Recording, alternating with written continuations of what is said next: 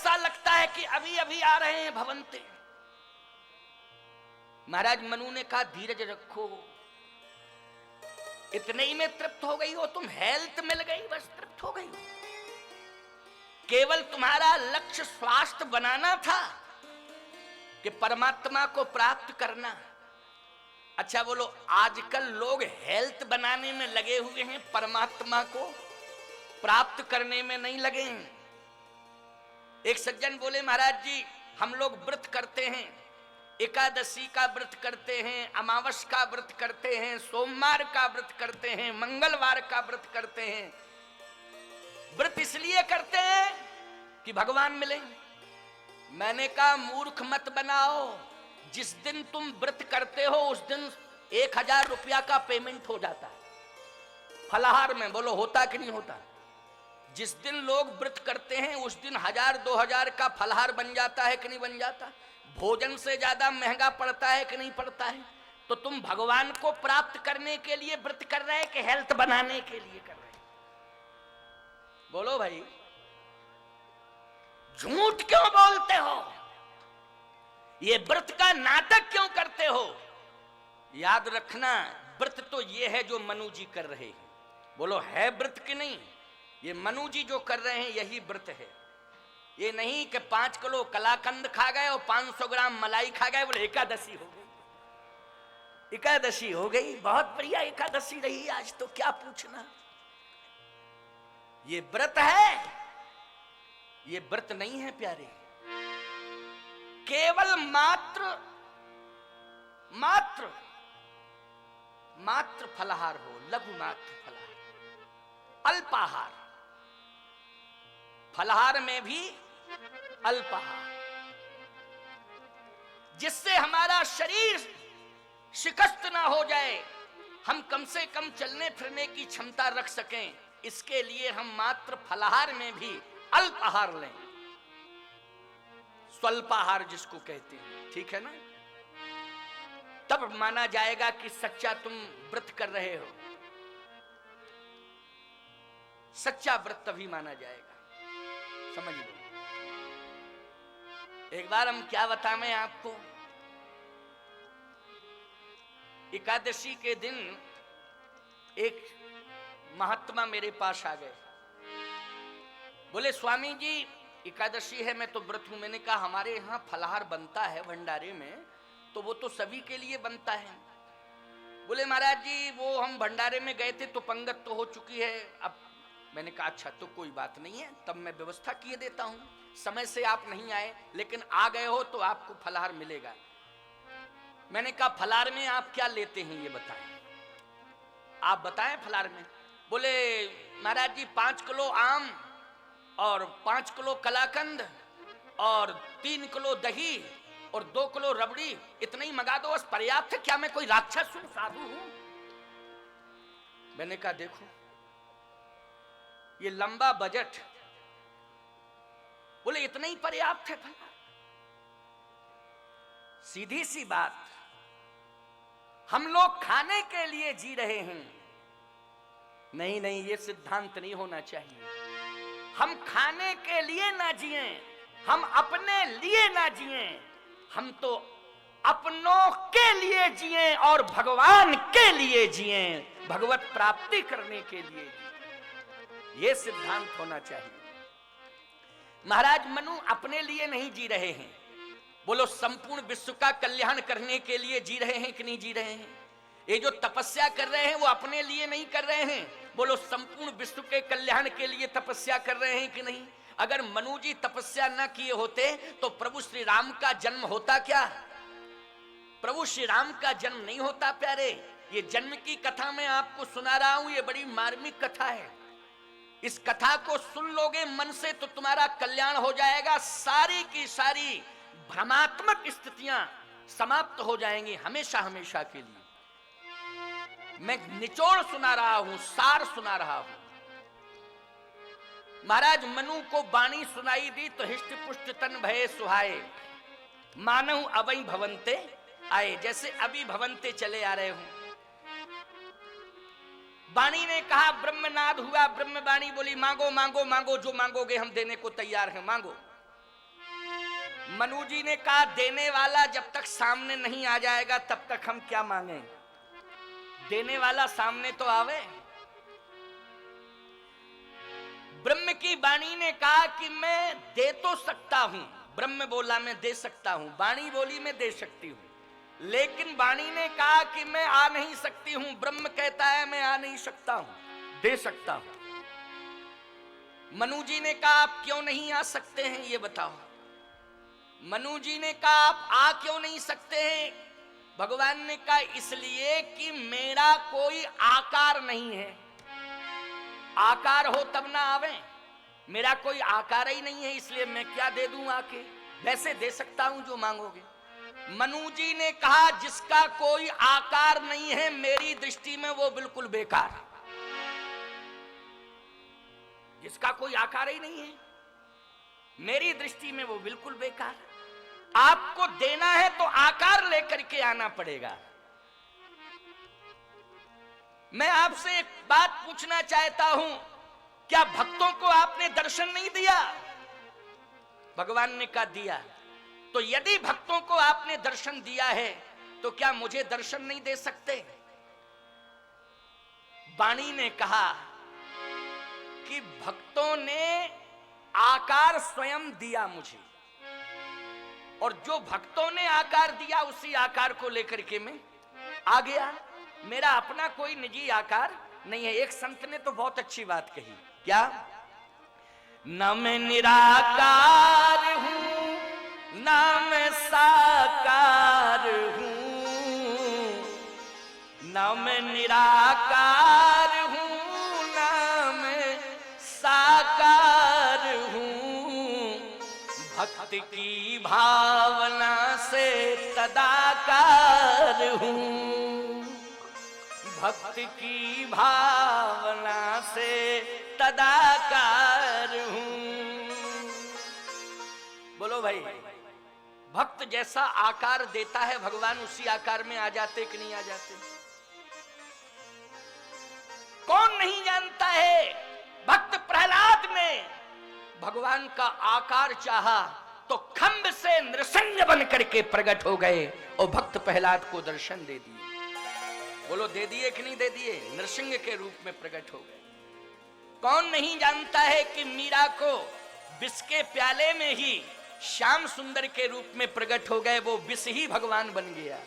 बोलो बन गया विष भगवान की नहीं? तो मैं कहना ये चाहता हूं कि भक्त जो आकार देता है भगवान उसी आकार में प्रकट हो जाते हैं। मनु यदि तुम चाहते हो कि मैं आकार लेकर के आऊं तो मुझे कोई आकार दो, मैं वही आकार लेके आऊंगा। मान लीजिए मैं अपने पसंद का आकार लेके आ गया और तुमने कह दिया हमें ये पसंद नहीं है, तो हम फिर मेकअप करें, जाके वापस जावें फिर मेकअप करें, तो ये उचित नहीं होगा। इसलिए तुम ही बता दो, आकार दे दो, हम उसी आकार में आ जाएंगे। अब मनु जी आकार दे रहे हैं, ध्यान से सुनना, बहुत बढ़िया। जो स्वरूप बस अरे शिव मन माही, और जही कारण मुनि जतन कराही, जो भुसुंडी मन अरे मानस हंसा, अगुण सगुण जही निगम प्रशंसा, देखई हम स्वरूप भरि लोचन, कृपा करहु प्रणतारक मोचन, देखहि हम स्वरूप भरि लोचन, कृपा करहु प्रणतारक मोचन, कृपा करहु प्रणतारक मोचन, कृपा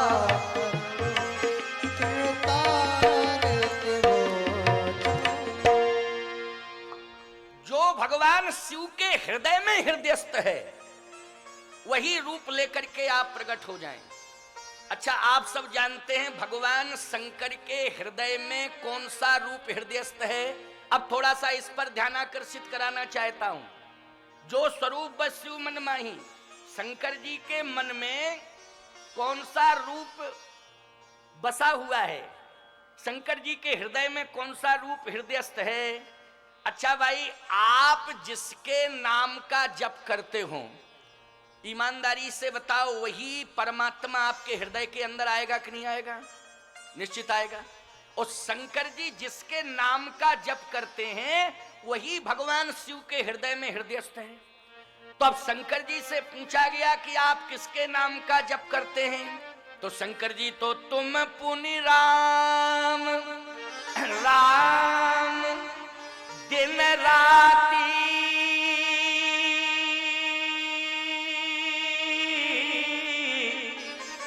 ओ सादर जपहूं अनंग अरात।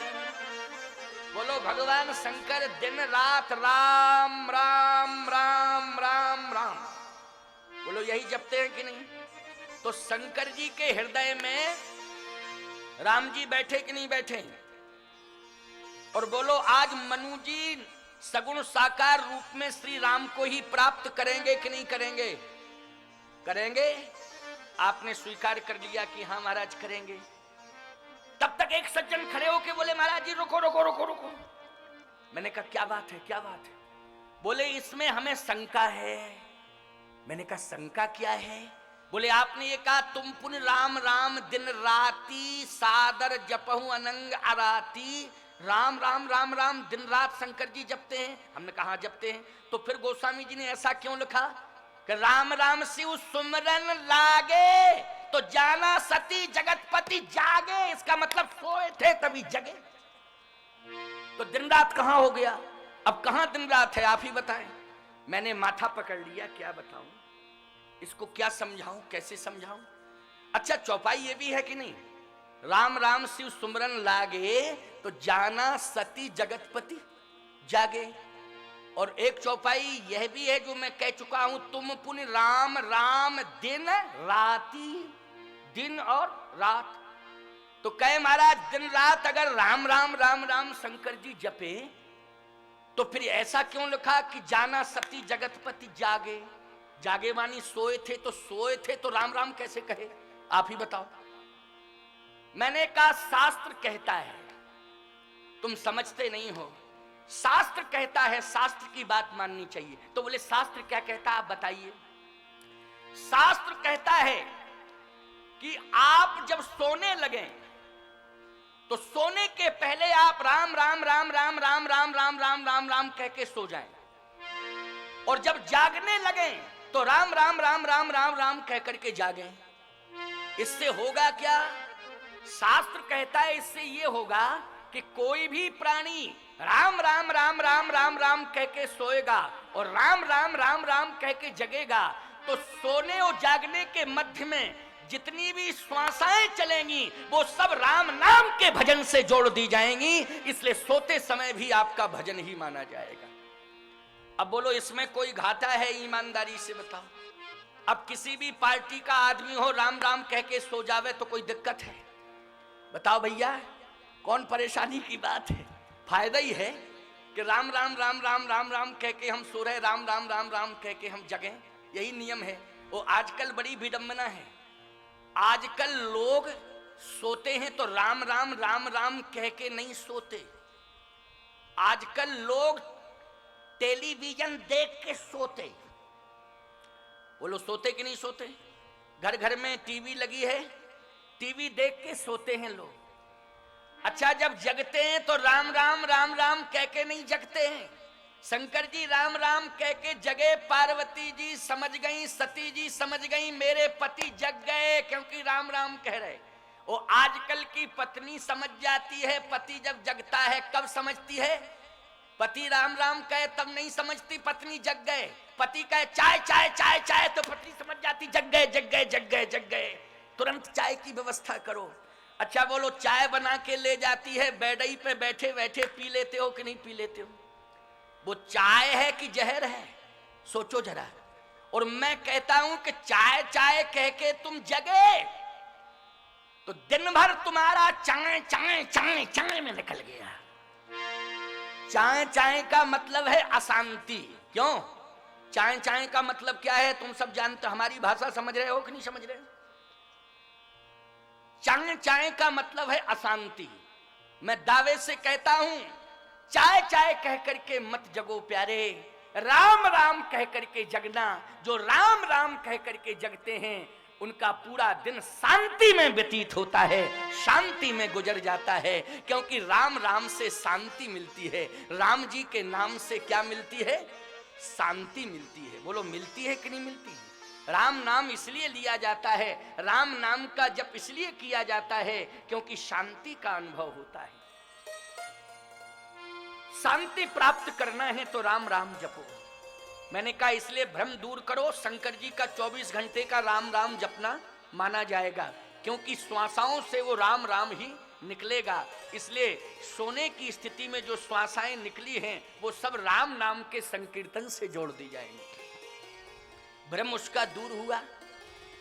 अब यहां महाराज मनु कहते हैं कि जब तक आप सामने नहीं आ जाएंगे, और आकार में वही दे रहा हूं जो भगवान शंकर के हृदय में हृदयस्थ है, जो भुसुंडी जी के मन मानस में हृदयस्थ है, मन मानस में स्थित है, जो भुसुंडी के मन मानस में स्थित है, जो शिव जी के हृदय में हृदयस्थ है, वही आकार लेकर के आप आ जाएं। तो शंकर जी के हृदय में कौन सा रूप है? राम राम राम राम। और राम कौन है? रघुवंश भूषण राम। बोलिए रघुवंश भूषण राम की जय। वही राम है। इसलिए नील सरोरुह नीलमणि, नील नीरधर श्याम, लाजय तन शोभा निरखी, कोटि कोटि सतकाम। बात समझ में आ गई? नील सरोरुहि नीलमणि, नीलांबुज श्यामल कोमलांगम, सीता समारोपितवाम भागम। बोलो, वही नीलांबुज श्याम है कि नहीं? हमारे राम जी कैसे हैं? नीलांबुज श्याम है कि नहीं? और नील सरोरुहि नीलमणि, नीर नीरधर श्याम सामने प्रकट हो गए। और जैसे ही प्रकट हुए तो कहा, मनु अब मैं आ गया हूं, एक काम करो, जल्दी मांगो, जल्दी मांगो, क्योंकि तुमने बुलाया मैं चला आया, कोई दूसरा बुलाएगा हमें जाना पड़ेगा, इसलिए जल्दी जो मांगो मैं फटाफट दूंगा और चला जाऊंगा, जल्दी मांगो जल्दी मांगो। मनु जी बोले, जल्दी जल्दी मत कहो, हमको इतनी जल्दी नहीं है, जब आप फुर्सत में हो तब आ जाना, अभी चले जाओ। अगर ज्यादा जल्दी है तो हमें जल्दी वल्दी की जरूरत नहीं है, आप तो फुर्सत में हो जाओ तब आओ आराम से, फिर मैं मांग लूंगा, हमें कोई दिक्कत नहीं। शत्रुपा जी बोली, देखो आए हुए भगवान को वापस मत करो, मांग लो। मनु जी बोले, तुम चुप रहो, तुम नहीं जानती हो, तुम शांत रहो, जो मैं कहूं उसको तुम स्वीकार करना। शत्रुपा जी ने कहा, ठीक ठीक ठीक ठीक। आजकल की होती तो कहती तुम मांगना वांगना नहीं जानते, तुम पीछे हटो, मैं मांगूंगी, मैं मांगूंगी। अभी देखो देने वाला भी घबरा जाएगा, ऐसा मांगूंगी। लेकिन कितनी मर्यादित हैं, पति ने इशारा किया तो तुरंत पीछे हट गई और हाथ जोड़ के खड़ी हो गई है। ऐसा होना चाहिए धर्म पत्नी को। मैं इसलिए कहता हूं कि हे भगवान, यदि समाज में नारी का स्वरूप होना चाहिए तो भगवती सीता जैसा होना चाहिए, और पुरुष का स्वरूप होना चाहिए तो श्री राम जैसा होना चाहिए। आज यही यज्ञ भगवान से मेरी कामना है, यही मन्नत मनौती है कि हे यज्ञ भगवान, समाज में पुरुषों को श्री राम से जोड़ देना और समाज की नारियों को भगवती सीता से जोड़ देना, यही कामना है। आज हर व्यक्ति चाहता है कि मेरी पत्नी सीता जैसी हो, क्यों? लेकिन ध्यान रखना, अगर तुम ये चाहते हो कि हे भगवान हमारी पत्नी सीता जैसी हो तो तुम्हें राम जैसा बनना पड़ेगा। ये नहीं कि पत्नी सीता जैसी हो तुम खरदूषण हो, तो क्या मतलब निकला? कोई अर्थ निकला? इसलिए प्यारे, राम तुम्हें बनना होगा, तो निश्चित है कि तुम्हारी पत्नी सीता बन करके तुम्हें दिखाएगी। आज शत्रुपा जैसी मर्यादित पातिव्रत धर्म का पालन करने वाली पति परायणा आज हाथ जोड़ करके खड़ी हैं। भगवान ने कहा अच्छा ठीक है, आप अपनी विधा से मांगे, आराम से मांगे, अपनी विधा से मांगे, क्या चाहिए।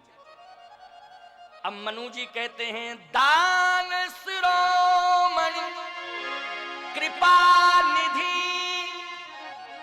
नाथ कहो सतिभाव, दान शिरोमणि। भगवान बोले डायरेक्ट मांगो, विशेषण विशेषण लगाने की कोई जरूरत नहीं, तुम तो सीधा मांगो, हम दें चले जाएं। ये दान शिरोमणि क्यों कह रहे हो। मनु जी ने कहा मांगने का तरीका दुनिया वालों को बता रहा हूं। हमारी संतान, मनु की संतान आगे होगी तो अपनी संतान को मैं ये संकेत दे रहा हूं कि मांगने का यही तरीका है, इसी विधा से मांगो। जैसे अतिरुद्र महायज्ञ हो रहा है, 1111 कुंडात्मक अतिरुद्र महायज्ञ। अब बोलो भाई, आप सबने सहयोग किया कि नहीं किया। सबने सहयोग न किया होता तो इतना बड़ा ये कुंभ कैसे लग जाता। ये विदिशा जिले का कुंभ नहीं है प्यारे, ये भोपाल संभाग का कुंभ नहीं है, ये पूरे मध्य प्रदेश का महाकुंभ है। ये साधारण यज्ञ नहीं है, ये साधारण यज्ञ नहीं है। ये सौभाग्य जो आज तुम्हें मिला है, और मैं आगे इस यज्ञ की विशेषता बताने जा रहा हूं और रघुवंश की विशेषता भी बताने जा रहा हूं कि रघुवंश में कैसे कैसे यज्ञ हुए हैं। आखिर इक्ष्वाकु वंश रघुवंश के रूप में प्रतिष्ठापित हुआ। इस वंश को, सूर्य वंश को स्थापित करने वाले महाराज इक्ष्वाकु हैं, लेकिन आज कोई इक्ष्वाकु वंश नाम नहीं लेता है, सब रघुवंश नाम लेते हैं। बोलो लेते हैं कि नहीं लेते। कैसे रघुवंश हुआ, किन विशेषताओं से हुआ है, बस ध्यान से सुनना, मन लगा करके सुनना, आगे वो सारी की सारी पारदर्शिता आपके सामने आ जाएगी और इसी कथा में आप सबको सुनने को मिलेगा। आज तो विशाल जन समुदाय, जहां भी निगाह डाल रहा हूं वहां केवल हमें भक्ति ही भक्ति दिखाई दे रही है।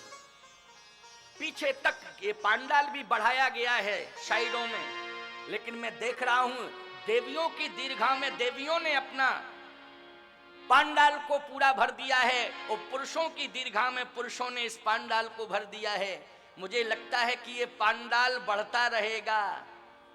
आप बढ़ते रहेंगे तो पांडाल बढ़ता रहेगा, लेकिन भंडारा तो 10 ही तारीख को होगा। क्यों भाई, भंडारा तो 10 को ही होगा। विशाल रोज ही भंडारा चल रहा है। सामान्य यज्ञों में जैसे पूर्णाहुति के बाद भंडारा होता, वैसा तो प्रतिदिन भंडारा, उससे बड़ा रोजा ही चल रहा है, प्रतिदिन भंडारा चल रहा है। वो भंडारा नहीं होगा, 10 तारीख का महाभंडारा होगा प्यारे, वो साधारण भंडारा नहीं होगा। ये कुंभ लगा हुआ है, ये महाकुंभ लगा हुआ है। आज महाराज मनु कहते हैं मांगने का तरीका मैं बता रहा हूं, क्योंकि यज्ञ के लिए आपने मांगा। अच्छा, तो मांगने का भगवान मुस्कुरा के बोले तरीका क्या है, जरा हमें भी बता दो। क्या यही तो दान शिरोमणि, आप दान शिरोमणि हैं, दानियों में शिरोमणि, दानी। जैसे आप किसी कंजूस के यहां मांगने जाएं, समझना जरा तरीका। किसी कंजूस के यहां मांगने जाएं, एक सज्जन बोले महाराज कंजूस क्या होता है, कंजूस क्या होता है। मैंने कहा कंजूस अलग होता है, मक्खी चूस अलग होता है। बोले मक्खी चूस अलग, हमने कहा हाँ। बोले गजब की बात है, हमने कंजूस सुने थे, मक्खी चूस नहीं सुने थे। हमने कहा कंजूस और मक्खी चूस में इतना अंतर है क्या। जैसे घी में मक्खी गिर जाए तो मक्खी चूस घी को अलग नहीं करेगा, मक्खी को अलग कर देगा। वो कंजूस, कंजूस मक्खी को अलग कर देगा।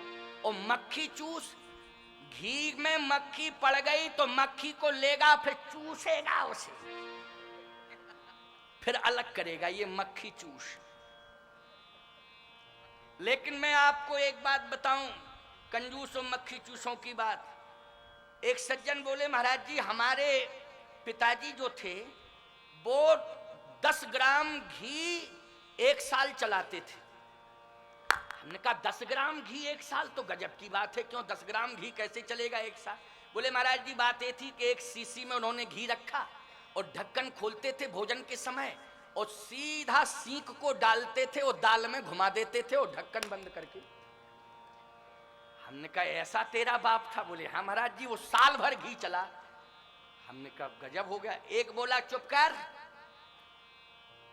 हमारे बाप तो ऐसे थे और बाप के बाप 3-4 पीढ़ी से 100 ग्राम घी खत्म ही नहीं हो रहा। मैंने कहा तो तेरी 3 पीढ़ी से 100 ग्राम घी खत्म नहीं हो रहा, वो कैसे? बोले इसके पिता और पितामह तो ढक्कन खोलते थे और सींक डालते थे और फिर दाल में घुमाते थे। हमारे पुरखे तो मैं ढक्कन के दाल में घुमा के सीधे रख देते थे, ढक्कन मक्कन खोलने की जरूरत ही नहीं। अब बोलो भाई, ये स्थिति है। लेकिन याद रखना, आप रघुवंशियों ने उदारता से दान किया है। रघुवंशी दानी होते हैं, दानवीर होते हैं, दान करना जानते हैं। रघुवंश के इतिहास में हम आपको कितने प्रकार के दानी हुए हैं अभी बताएंगे थोड़ी देर में, श्री राम के जन्म के पहले। और आपने दान दिया है, खुल करके दान दिया है, और जो नहीं दे पाए हैं वो निश्चित है कल परसों तक पेमेंट पूरा कर देंगे, है ना, कंफर्म है। क्योंकि रघुवंशी जो कह देते हैं वो करते हैं। इसलिए एक बार कह दिया तो कह दिया है, प्राण जाए बर वचन न जाई, रघुकुल रीत सदा चली आई, प्राण जाए बर वचन न जाई। इसलिए रघुवंशी जो कह देते हैं वही करते हैं प्यारे। तो आओ, भगवान कहते हैं कि दान श्रोमणी, बोले विशेषता यही है, प्रशंसा करनी पड़ती है। किसी कंजूस के यहाँ लेने जाओ तो वो देना नहीं चाहता है, लेकिन आप जैसे ही पहुंचे तो ये कहें आपके पिताजी तो इतने उदार थे कि पूरे जिले में उनकी प्रशंसा हो रही है और आप उनसे 100 गुना उदार हैं। तो कुछ नहीं देगा तो कुछ देगा कि नहीं देगा? जल्दी बोलो। कंफर्म है कि कुछ ना कुछ जरूर देगा, मना नहीं करेगा। इसलिए मांगने का तरीका होता है प्रभु, इसलिए मैं मांगने का तरीका दुनिया को बता रहा हूं, आपकी प्रशंसा नहीं कर रहा हूं, ताकि दुनिया के लोग मेरी बात को सुन लें, समझ लें। इसलिए दान शिरोमणि कृपा निधि, नाथ कहो सतभाव, ओ चाहो तुम ही। आप ही को चाह रहे, आपको। भगवान बोले ये तो विचित्र मांग है तुम्हारी, केवल हम तुम्हारे ही बंधन में बंध जाएं, तुम्हारे होके रह जाएं बस, फिर पूरे संसार का क्या होगा? इसलिए हमसे कुछ मांग लो, लेकिन तुम हम ही को मांग रहे हो। मनु जी बोले तो कोई बात नहीं है, तुम ही समान सुत, आप नहीं तो आपके समान कोई सुत हो उसे लेके आ जाओ, उसको दे दो। शत्रुपा जी बोली मांगना था तो सुत क्यों मांगा, इतना बढ़िया सुत घर ही में छोड़ के आए और फिर सुत। अरे सुत जब नालायक हो तब दूसरे सुत की डिमांड करना चाहिए, क्यों भाई? और यदि सुत लायक है तो पूर्णता आ जाती है कि नहीं आ जाती है? अच्छा भाई बताओ, मनु जी का जो सुत था, कल मैंने सुनाया था ना, लायक था कि नहीं था? पिता के पदचिन्हों पर चलने वाला था कि नहीं? परम आज्ञाकारी है कि नहीं? जब इतना बढ़िया सुत है तो उसी को बुला लेते, क्या दिक्कत थी?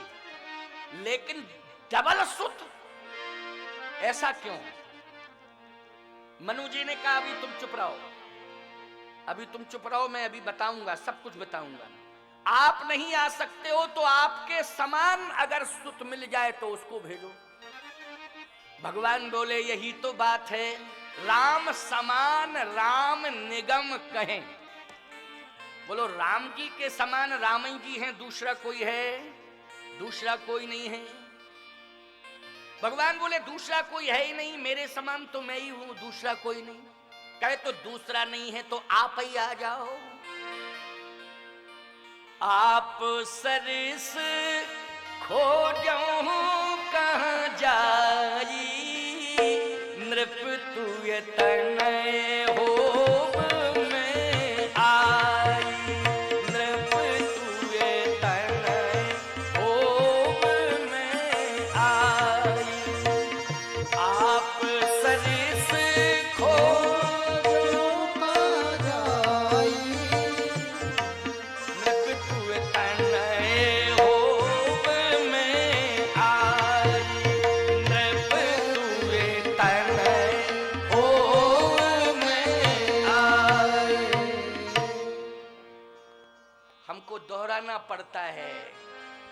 देखो डबल मेहनत पड़ रही है मेरे ऊपर, क्यों पड़ रही है कि नहीं, लेकिन तुम्हें आनंद मिल रहा है कि नहीं?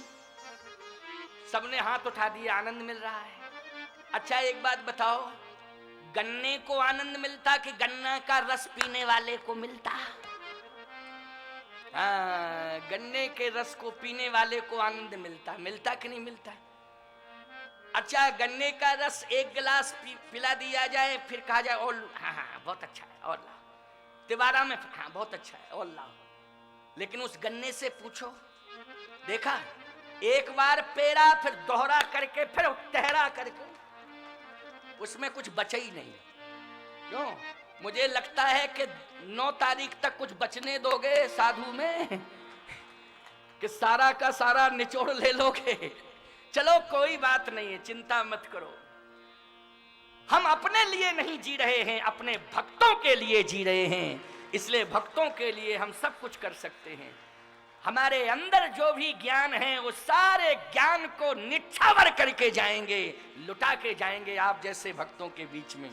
चिंता करने की कोई आवश्यकता नहीं। इसलिए मैं मन से सुनाता हूं, मस्ती से सुनाता हूं और आपको प्रसन्न करता हूं। राम कथा का सार सुनाता हूं, निचोड़ सुनाता हूं। हाँ, ज्यादा हम गायन वादन में नहीं पढ़ते हैं।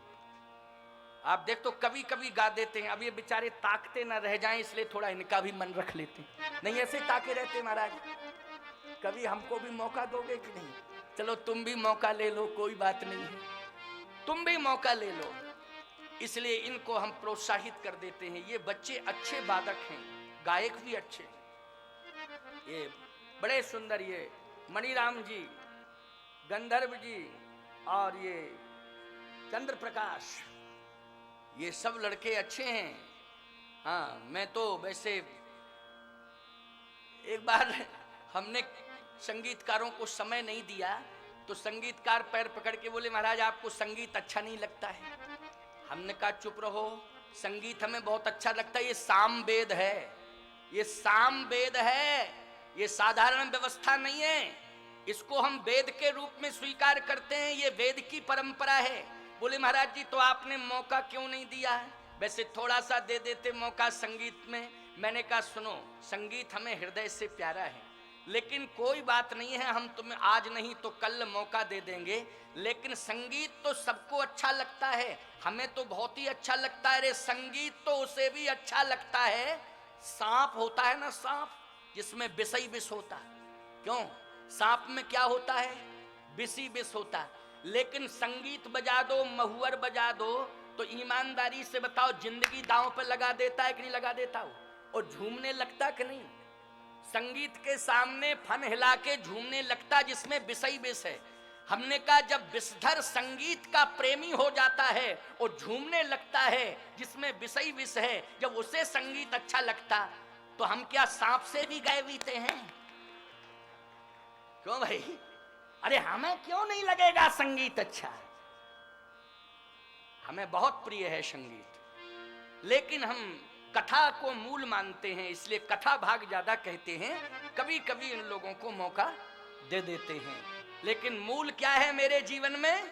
राम कथा। इसलिए तुम लोग भी मूल में क्या राम कथा ही सुनना चाहते हो ना? हाथ उठा के समर्थन करो। हाँ, सबने हाथ उठा दिया कि मूल में राम कथा। क्या बात है। आए,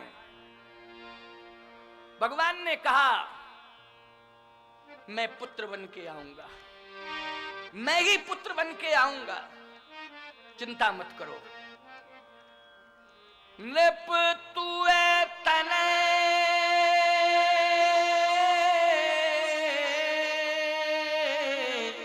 होब में आई, मैं पुत्र बन के आऊंगा। अब बगल में हाथ जोड़े शत्रुपा जी खड़ी थी। सतरूप ही बिलोक कर जोरे,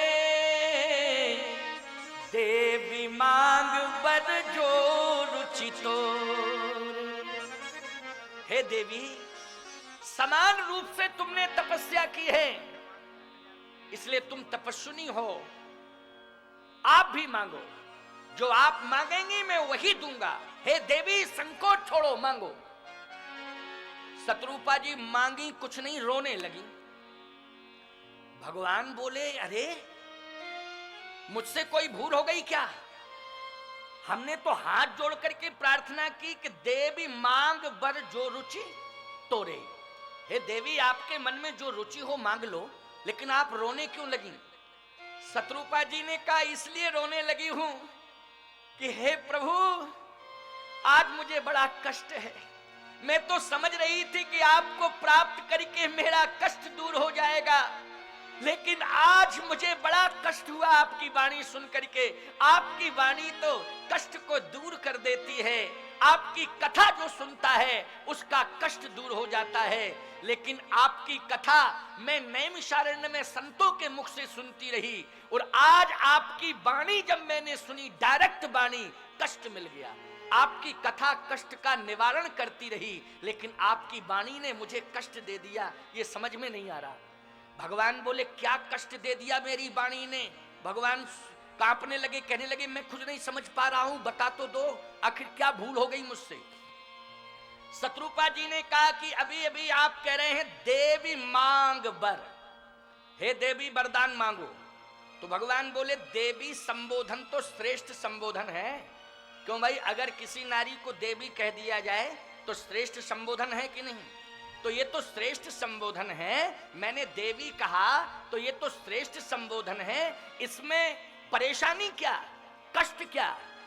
शत्रुपा जी ने कहा, कष्ट इस बात का है कि आपने मेरे पति को पिता के रूप में स्वीकार कर लिया है, लेकिन मुझे देवी के रूप में स्वीकार किया है। अरे देवी नहीं, अगर मेरे पति को पिता माना है तो मुझे माता के रूप में स्वीकार करना पड़ेगा, तभी मैं प्रसन्न हूं। माता के रूप में स्वीकार करना पड़ेगा। देवी में और माता में क्यों भाई? पुत्र कभी भी अपनी मां से देवी नहीं कह सकता है।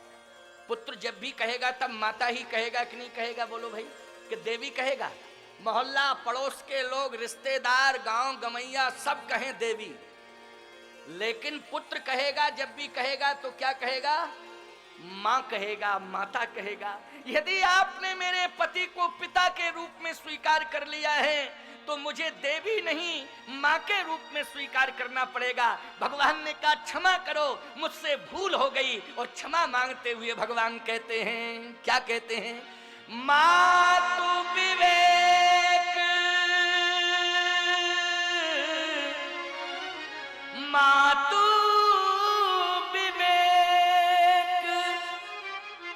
अलौकिक तोरे,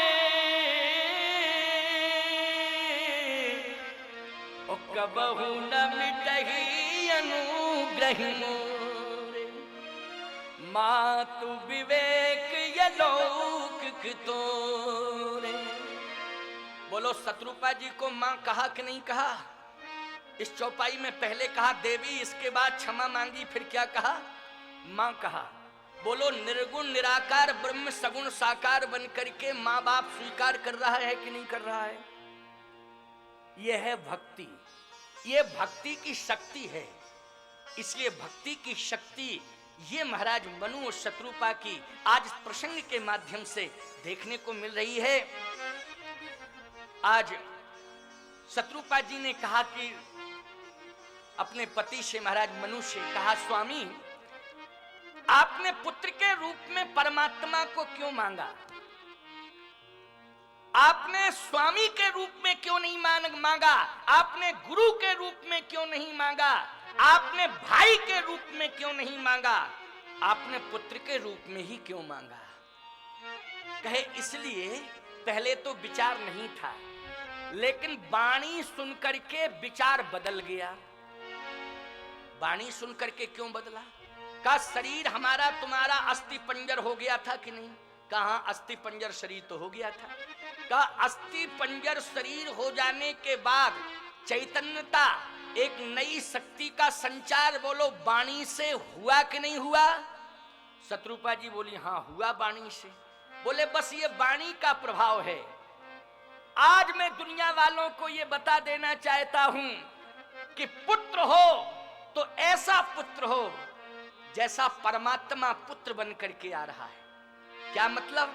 मतलब यह है कि कि बाप यदि 8 घंटे परिश्रम करके घर में लौटे, 8 घंटा बाद घर में लौटे परिश्रम करके, अगर तुम किसान हो तो खेत में परिश्रम करके, खेत से परिश्रम करके घर में लौटो।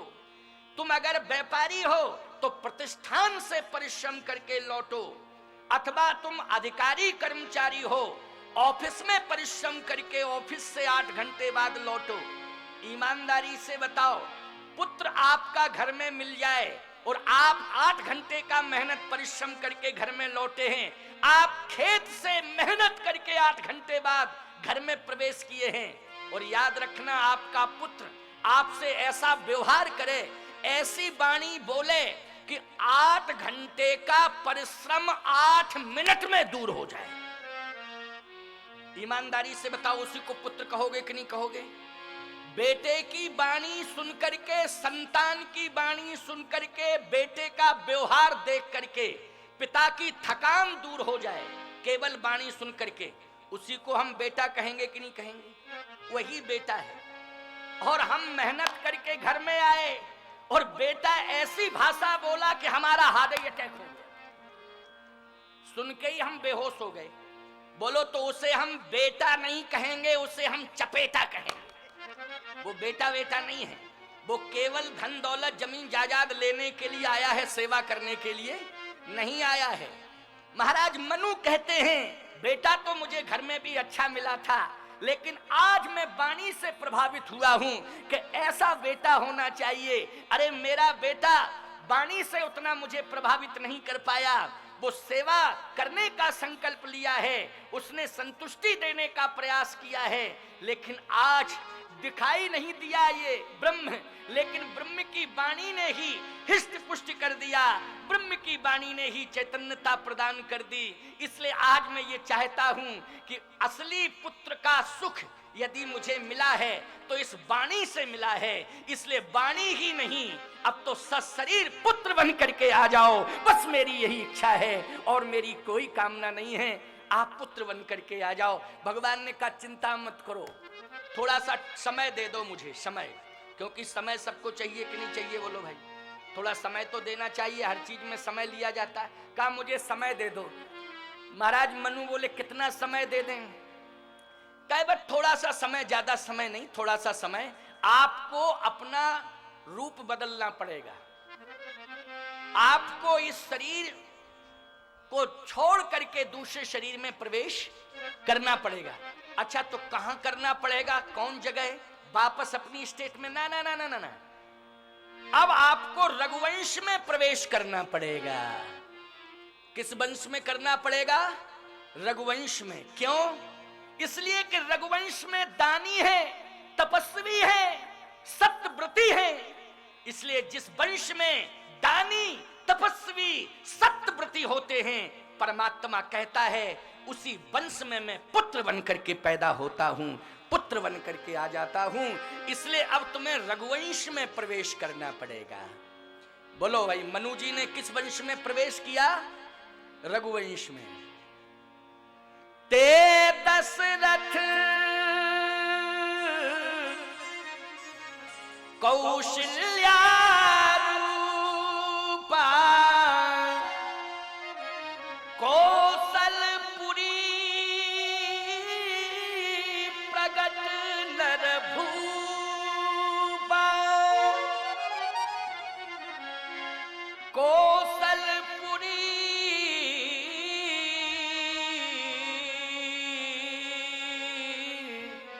प्रगट नर भूपा, तिनके ग्रही अब तरी हो जाई, रघुकुल तिलक सुचारु भाई। मनु जी ने कहा अकेले आपको मांगा था, लेकिन आप अपने साथ 3 को लाएंगे। कहा 3 को लाएंगे, 3 हमारे सहयोगी होंगे। अच्छा 3 कौन कौन होंगे? कहा कि अब आएंगे तब बताएंगे, अब तसल्ली पकड़ो थोड़ा सा, अब अभी बताते हैं सब, लेकिन अभी तसल्ली पकड़ो। देखो अभी 5 बजा है, और अभी राम जी का जन्म कराना, आज राम जी का जन्म हो जाएगा और राम जन्म के बाद ही आरती होगी। और चिंता मत करो, समय से राम जन्म, आज में समय से आया कि नहीं आया?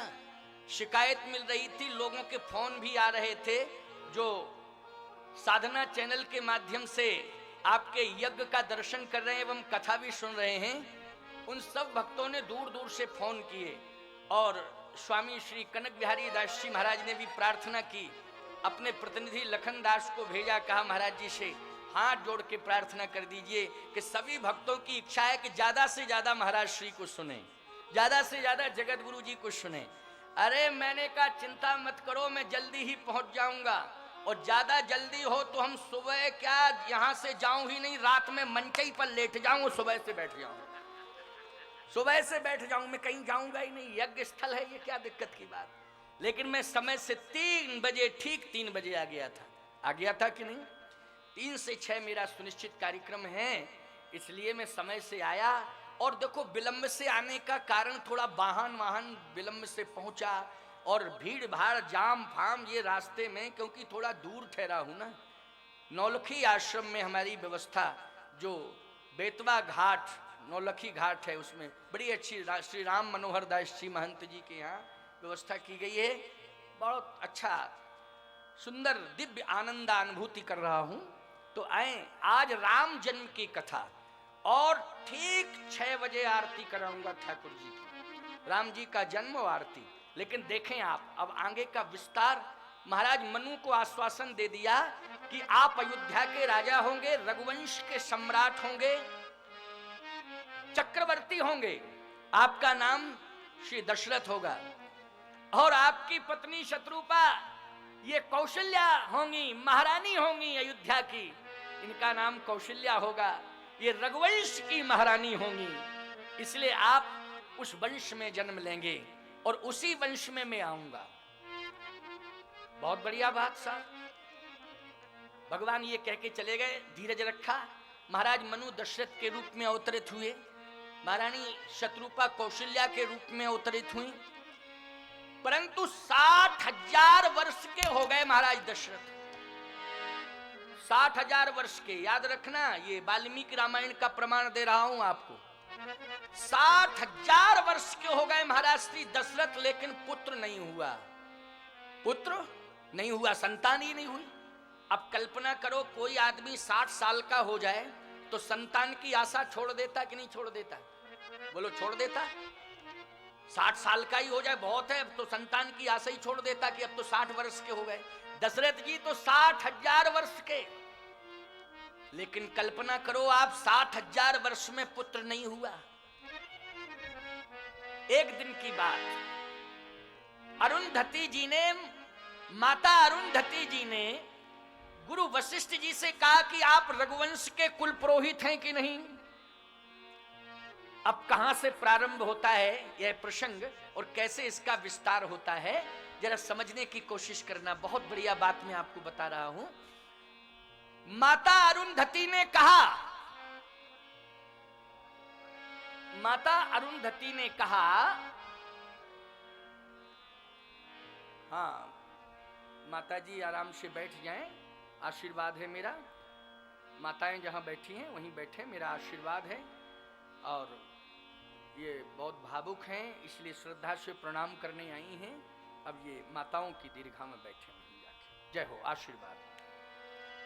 तो मैं चर्चा कर रहा था, माता अरुंधति, मेरी ओर जरा ध्यान आकर्षित करें, आप मेरी ओर देखें। माता अरुंधति ने गुरु वशिष्ठ जी महाराज से कहा कि महाराज एक बात समझ में नहीं आ रही है, आप जैसा पुरोहित, आप जैसा गुरु तपस्वी रघुवंश को मिला, लेकिन फिर भी संतानहीन होने जा रहा है रघुवंश। 60,000 वर्ष की आयु हो गई राजा की, लेकिन फिर भी संतान नहीं प्राप्त हुई। वशिष्ठ जी हंसने लगे।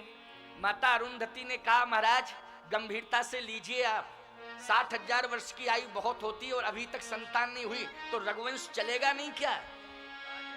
वशिष्ठ जी महाराज ने कहा, रघुवंश तो चलेगा, याद रखना जब तक सूर्य में प्रकाश रहेगा, गंगा में पावन धारा प्रवाहित होती रहेगी, तब तक रघुवंश सदा चलता ही रहेगा और रघुवंश भूषण श्री राम की जय जयकार होती रहेगी। रघुवंश भूषण श्री राम की जय जयकार होती रहेगी। इस विश्व की धरती पर सदैव रघुवंश भूषण श्री राम की पूजा होती रहेगी। अरे तो रघुवंश भूषण राम हैं कहां? अरे वो दिखाई दे जाए तब तो हम माने, वो हैं ही कहां? रघुवंश भूषण राम की पूजा कहां से होगी? जब राम होंगे तब न होगी पूजा। कहे चिंता मत करो। इसलिए मैं इस बात को कह रहा हूं अरुंधति कि राजा के मन में परमात्मा को पाने की जिज्ञासा होनी चाहिए। जिज्ञासा ही नहीं है। एक बार भी राजा ने मुझसे नहीं कहा कि मुझे पुत्र चाहिए, संतान चाहिए। तो अब जब जिज्ञासा नहीं है, इच्छा नहीं है, तो कैसे होगा? अच्छा एक बात बताओ, दशरथ जी महाराज ने क्यों नहीं की चर्चा? कम से कम एक बार गुरुजी के चरणों में प्रणिपात करके चर्चा करनी चाहिए थी कि नहीं? नहीं, दशरथ जी महाराज इस बात को जानते हैं कि परमात्मा कभी असत्य नहीं बोलता है। और वचन किसने दिया है? जल्दी बोलो। परमात्मा ने दिया है कि नहीं दिया है? और परमात्मा कभी असत्य नहीं बोलता है। ये दशरथ जी महाराज को विश्वास है, इसलिए वो उम्र पर विचार नहीं कर रहे हैं। लेकिन अरुंधति जी ने कहा कि आज मैं जाऊंगी और जिज्ञासा प्रकट करूंगी, और जिज्ञासा ऐसी पैदा कर दूंगी कि महाराज सीधे आपके पास आएंगे और पुत्र की याचना करेंगे। अपने प्रपौत्र को लेकर के, छोटे पुत्र का पुत्र प्रपौत्र, उसको लेकर के पहुंच गई माता अरुंधति। जैसे ही पहुंच गई तो कौशल्या, केकई, सुमित्रा सब दौड़ी, स्वागत किया, पाद प्रक्षालन किया। पुरोहितायन जी आई हैं। कौन है वो? रघुवंश की पुरोहितायन।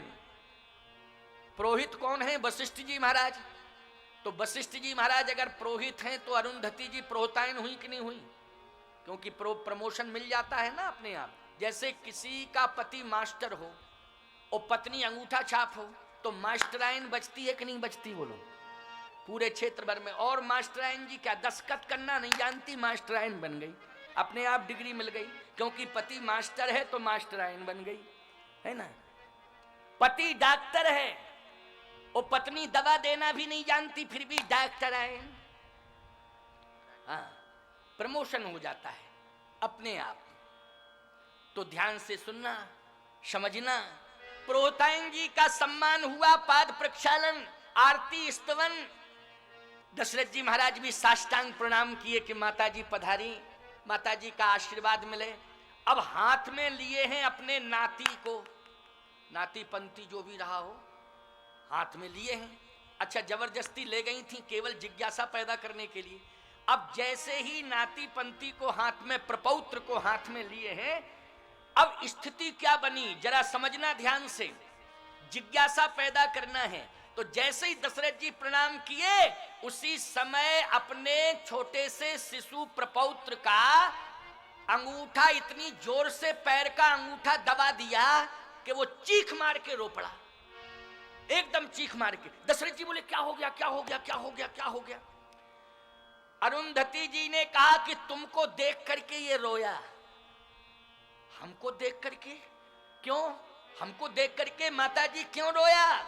माता अरुंधति ने कहा इसलिए कि देख करके कहता है कि इस रघुवंश में जब से इक्ष्वाकु महाराज हुए हैं, ये वंश प्रकट हुआ है, तभी से सदा श्री वशिष्ठ जी महाराज पुरोहित कर्म करते आए।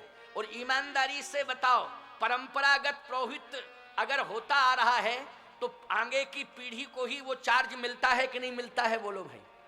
तो रघुवंश के पुरोहित की जिम्मेदारी जो प्रपौत्र हाथ में लिए हैं माता अरुंधति, उनको मिलेगी कि नहीं मिलेगी? लेकिन माता अरुंधति कहती हैं इसलिए देख करके रो रहा है कि हे चक्रवर्ती सम्राट महाराज दशरथ, शायद आपके बाद इस रघुवंश में कोई पैदा नहीं होगा, तो निश्चित रूप से हमें इस वंश के पुरोहित का सौभाग्य प्राप्त नहीं होगा। इसलिए आज तुम्हें देख करके मेरी आंखों में आंसू आ रहे। दशरथ जी रो पड़े, हृदय में गिलानी आ गई।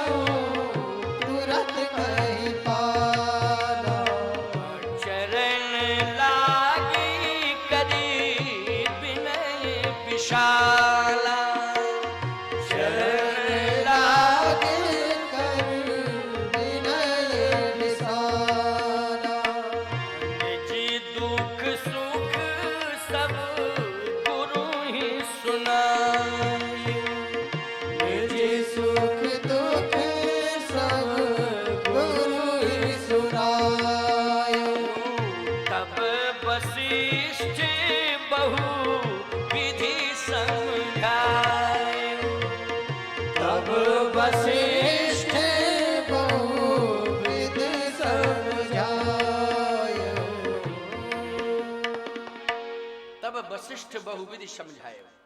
चिंता मत करो, रोना धोना बंद करो। क्यों रो रहे हो?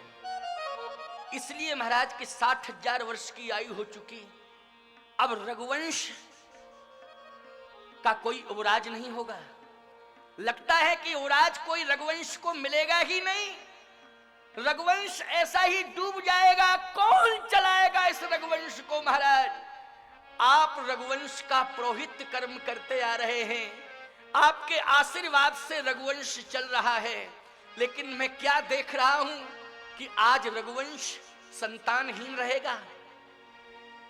चिंता मत करो, धारा हो धीर, धीरज रखो, घबराओ नहीं, धीरे रखो, धीरे धीरे धीरे धीरज रखो, घबराओ नहीं।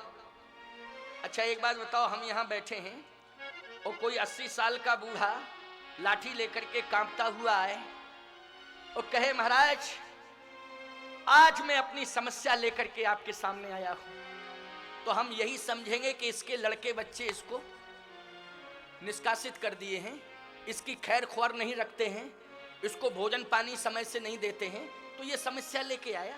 क्यों यही समझेंगे कि नहीं समझेंगे? तो हम तुरंत कहेंगे क्या तुम्हारी समस्या है, जल्दी बताओ। तो कहेगा समस्या ये है कि आज तक संतान नहीं हुई, ऐसा आशीर्वाद दो कि संतान हो जाए। 80 साल का बूढ़ा हमसे संतान मांगे तो हमें आश्चर्य होगा कि नहीं होगा? बोलो। और यदि हम आशीर्वाद दे देंगे वो संतान भी हो जाएगी तो समाज दोनों को थूकेगा, हमें भी थूकेगा उसको कि बुढ़ापे पे आशीर्वाद देने बैठे और बुढ़ापे पे संतान मिली। बदनामी हमारी भी होगी और बदनामी उस बूढ़े की भी होगी। अर्थात 80 साल की उम्र पर तो उसे ये कहना चाहिए कि मुझे संतान नहीं चाहिए, ऐसा आशीर्वाद दो कि मुझे भगवान मिल जाए, बस भगवान प्राप्त करने की इच्छा है। ईमानदारी से बताओ, भगवान मांगने के लिए आएगा और हम आशीर्वाद देंगे तो दोनों प्रशंसा के पात्र रहेंगे कि नहीं रहेंगे? हमारी भी प्रशंसा होगी और जिसको हम आशीर्वाद देंगे उसकी भी प्रशंसा होगी कि वाह, जगत गुरु जी ने ऐसा आशीर्वाद बुढ़ापे पर दिया कि भगवान मिल गए। लेकिन बुढ़ापे पे दशरथ जी क्या लेने गए बोलो? भाई गलान मोरे सुत नहीं, ये भ्रम है समाज का। सुत लेने नहीं गए प्यारे। जैसे ही वशिष्ठ जी महाराज के पास गए, अभी तक क्यों नहीं गए थे? अगर सुत लेने नहीं गए तो अभी तक क्यों नहीं गए थे? सुत लेने के लिए गए होते तो समय से जाते कि नहीं जाते? लेकिन सुत लेने के लिए नहीं गए प्यारे। फिर सुत के रूप में परमात्मा को प्राप्त करने के लिए गए। किसको लेने गए? अब जल्दी बोलो। सुत के रूप में परमात्मा। क्योंकि मनु जी को भगवान ने जो वरदान दिया था वो क्या दिया था कि आप सरिस खोजऊं कहां जाई, नृपतुए तनय होब में आई। मैं भगवान हूं लेकिन बेटा बन के आऊंगा, यही कहा था कि नहीं कहा था? बोलो भाई। लेकिन समय से क्यों नहीं आए गुरु जी के पास? तक नारद जी आ गए। नारद जी आ गए। नारद जी ने कहा नारायण नारायण नारायण, अरे समय से आना चाहिए था, जवानी पूरी चली गई, बुढ़ापे में आए हो सुत मांगने के लिए। अरे कहे भगवान मांगने के लिए आए थे, तो भगवान मांगने भी आए थे तो बुढ़ापे में समय से आना चाहिए था, पहले ही भगवान को मांग लेते। कोई जरूरी है कि बुढ़ापे में ही भगवान मांगा जाए? जवानी पे भी भगवान को मांगना चाहिए।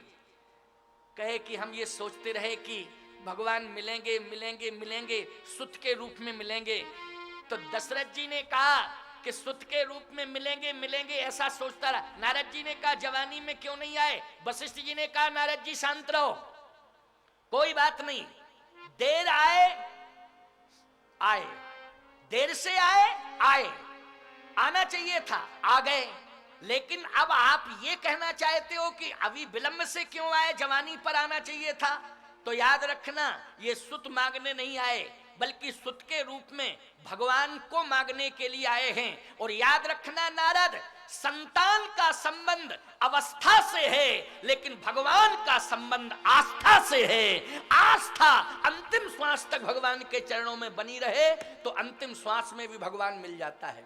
बोलो मिल जाता है कि नहीं मिल जाता है? अजामिल जैसे पापी को भगवान बोलो मरते मरते मिले कि नहीं? अंतिम श्वास निकलते समय उसने क्या कहा था? नारायण अपने बेटे की याद की थी, वो लोग की थी नहीं, और बेटे की याद की तो नारायण नाम रखा था, कहा नारायण, और जैसे ही नारायण कहा तो भगवान तुरंत आ गए कि नहीं आ गए, अपने पार्षदों को भेज दिया कि नहीं भेज दिया, और भगवान के पार्षदों ने, धर्मदूतों ने यमदूतों से बचा लिया कि नहीं बचा लिया, किसके प्रभाव से, नारायण के प्रभाव से। अंतिम श्वास में उसने नारायण कहा, भगवान ने सुन लिया और अजामिल का उद्धार किया कि नहीं किया, बोलो, दर्शन दे करके अजामिल का उद्धार किया। इसलिए चिंता मत करो, तुम तो भगवान पर विश्वास रखो, और मैं कहता हूं चलो कोई बात नहीं है, अपनी संतान का नाम भगवान के नाम से रख दो।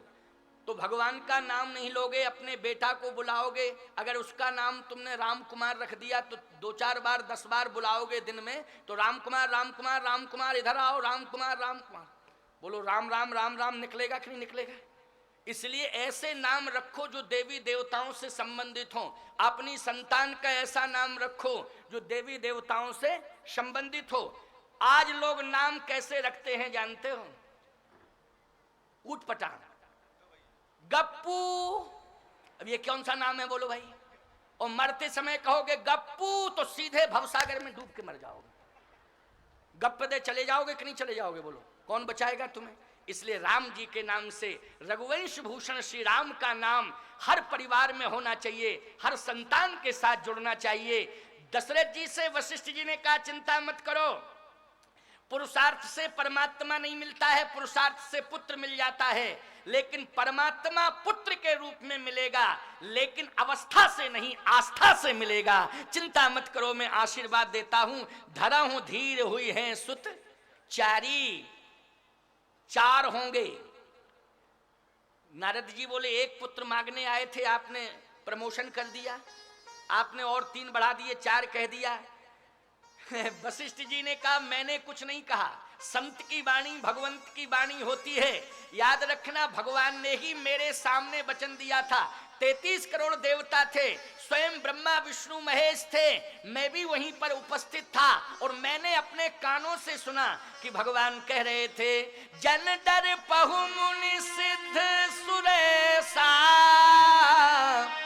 ओ तुम ही लाग धरि हो नर भेसा, ते दशरथ कौशल्या रूपा, ओ कौशलपुरी प्रगट नर भूपा, तिनके ग्रही अवतरी हो जाई, रघुकुल तिलक सुचारौ भाई, रघुकुल तिलक सुचारौ भाई। तो परमात्मा स्वयं कह रहा था हम अकेले नहीं, अपने साथ 3 सहयोगी लाएंगे। तो मेरी वाणी नहीं है, ये ईश्वर की वाणी है, जो भगवान ने वचन दिया था वही मैं कह रहा हूं। तो वशिष्ठ जी से दशरथ जी ने कहा महाराज कैसे आएंगे, कहा अब तुम चिंता मत करो, मैं प्रयास कर रहा हूं, कैसे आएंगे, कहा यज्ञ के माध्यम से रघुवंश में भगवान आएंगे। किसके माध्यम से आएंगे, यज्ञ के माध्यम से। बोलो भगवान को इस धरती पर उतारने वाला कौन है, यज्ञ है कि नहीं है, यज्ञ कि नहीं। और रघुवंश में यज्ञ हुआ प्यारे, और उस यज्ञ की ये फलश्रुति हुई, आप ध्यान से सुनना, कि यज्ञ जैसे ही वशिष्ठ जी ने प्रारंभ किया, और आज हम देख रहे हैं अति रुद्र महायज्ञ हो रहा है कि नहीं हो रहा है, हो रहा है कि नहीं हो रहा है। ये रघुवंशियों की परंपरा ही रही यज्ञ करने की। और मैं आपसे कहना चाहता हूं, पहले इक्ष्वाकु वंश था, रघुवंश पहले क्या था, इक्ष्वाकु वंश था, लेकिन रघु महाराज रघु ने जब यज्ञ किया तो यज्ञ का इतना बड़ा प्रभाव पड़ा कि वो इक्ष्वाकु वंश ना होकर रघुवंश हो गया। आप कहोगे महाराज वो कौन सा यज्ञ किया था, रघुवंश में महाराज रघु ने, जो रघु ने यज्ञ किया था वो विश्वजीत यज्ञ किया था, उसका नाम क्या था, विश्वजीत यज्ञ। और विश्वजीत यज्ञ इतना प्रभावशाली यज्ञ हुआ कि महाराज दिलीप ने भी यज्ञ किया, महाराज हरिश्चंद्र ने भी यज्ञ किया, महाराज इक्ष्वाकु ने यज्ञ किए, बहुत बड़े बड़े यज्ञ हुए हैं। लेकिन जैसे ही महाराज रघु का जन्म हुआ और रघु ने जो विश्व जीत यज्ञ किया, उस विश्व जीत यज्ञ में सारे विश्व को जीत लिया और जितने भी यज्ञ पहले हुए थे वो सब छोटे पड़ गए और महाराज रघु का विश्व जीत यज्ञ श्रेष्ठ यज्ञ माना गया। और याद रखना, फिर इक्ष्वाकु वंश ना होके रघुवंश चल गया। उस यज्ञ में महाराज रघु ने सब कुछ दान कर दिया था, सब कुछ लुटा दिया था, एक मिट्टी का पात्र केवल महाराज रघु के पास बचा था उस विश्व जीत यज्ञ में। और आज भी वंश यदि माना जाता है तो दिलीप के नाम से नहीं माना जाता है, हरिश्चंद्र के नाम से नहीं जाना जाता है, महाराज अज के नाम से नहीं जाना जाता है, महाराज दशरथ के नाम से भी नहीं जाना जाता है। अगर जाना जाता है तो महाराज रघु के नाम से जाना जाता है, इसलिए इस वंश का नाम ही हो गया रघुवंश। ऐसे ऐसे दानवीर हुए हैं प्यारे, महाराज रघु जैसे जिनकी परंपरा वंश की परंपरा चल गई, दानवीरों का वंश है ये रघुवंश। इसलिए आज मैं इस बात को डंके की चोट पर कह देना चाहता हूं, कान खोल करके सभी सभा में बैठे हुए हैं, जैसे विश्व जीत यज्ञ महाराज रघु ने किया था तो रघुवंश रघु के नाम से चल गया, ऐसा ही आज 1111 कुंडात्मक यज्ञ, 1111 कुंडात्मक अतिरुद्र महायज्ञ आज हमारे महामंडलेश्वर स्वामी कनक बिहारी दास जी महाराज ने कराया। इसलिए ये भी विश्व जीत यज्ञ से कम यज्ञ नहीं है, इसलिए उनका नाम हो गया रघुवंश भूषण स्वामी कनक बिहारी दास जी महाराज। रघुवंश भूषण हो गए ये आज से रघुवंश भूषण हो गए हैं प्यारे, ये अति विशाल यज्ञ करके ये फलश्रुति। और मैं एक बात कहना चाहता हूं, महाराज हरिश्चंद्र का सत्य और महाराज दिलीप की गौ भक्ति और महाराज श्री रघु का विश्व जीत यज्ञ, सावधान, गौ भक्ति, सत्य, ये सब महाराज रघु के साथ जुड़ गया, क्योंकि इनकी तपस्या के परिणाम स्वरूप रघु का जन्म हुआ। लेकिन रघु ने जब विश्व जीत यज्ञ किया तो उस विश्व जीत यज्ञ की परिणति ये हुई कि उस वंश में निर्गुण निराकार ब्रह्म आज सगुण साकार बन करके जन्म लेने जा रहा है। आगे चल करके इसी यज्ञ की भूमि पर, ये रघुवंश की भूमि है, इस भूमि पर ही मेरा विश्वास है कि जैसे विश्व जीत यज्ञ के माध्यम से महाराज रघु का रघुवंश चला था, उसमें श्री राम का अवतार हुआ था, इसी यज्ञ के प्रभाव से रघुवंश में इसी भूमि पर आगे भगवान का अवतार होगा, निश्चित रूप से भगवान का अवतार होगा, ऐसा मेरा विश्वास बोल रहा है प्यारे। और संत का विश्वास सत्य के साथ जुड़ा होता है, उसमें कहीं कोई असत्य का समावेश नहीं होता है, संत के विश्वास में सत्य का वास होता है। इसलिए मेरा हृदय कह रहा है प्यारे, ये सौभाग्य तुम्हें मिला है, इसलिए तन से, मन से, धन से एड़ी चोटी का पसीना एक कर दो और इस यज्ञ को सफल बना दो। ये विश्व जीत यज्ञ अतिरुद्र महायज्ञ इतिहास बनने जा रहा है प्यारे, और ये भूमि ऐतिहासिक भूमि बनने जा रही है। ये स्वामी कनक बिहारी दास जी महाराज की तपस्या काम कर गई है। इसलिए आज मैं बार बार कहूंगा, आइए अब भगवान आने वाले हैं, चूंकि यज्ञ हो रहा है। अब यज्ञ कैसे, दशरथ जी से कहा आप जाइए, अब ये मेरी जिम्मेदारी है, मैं यज्ञ करूंगा। और यज्ञ हुआ। यज्ञ कैसे हुआ? भगति सहित मुनि श्रृंगी सही। अब राम जी का जन्म होने वाला है, 15 मिनट बाद राम जी का जन्म होगा। कितने मिनट बाद?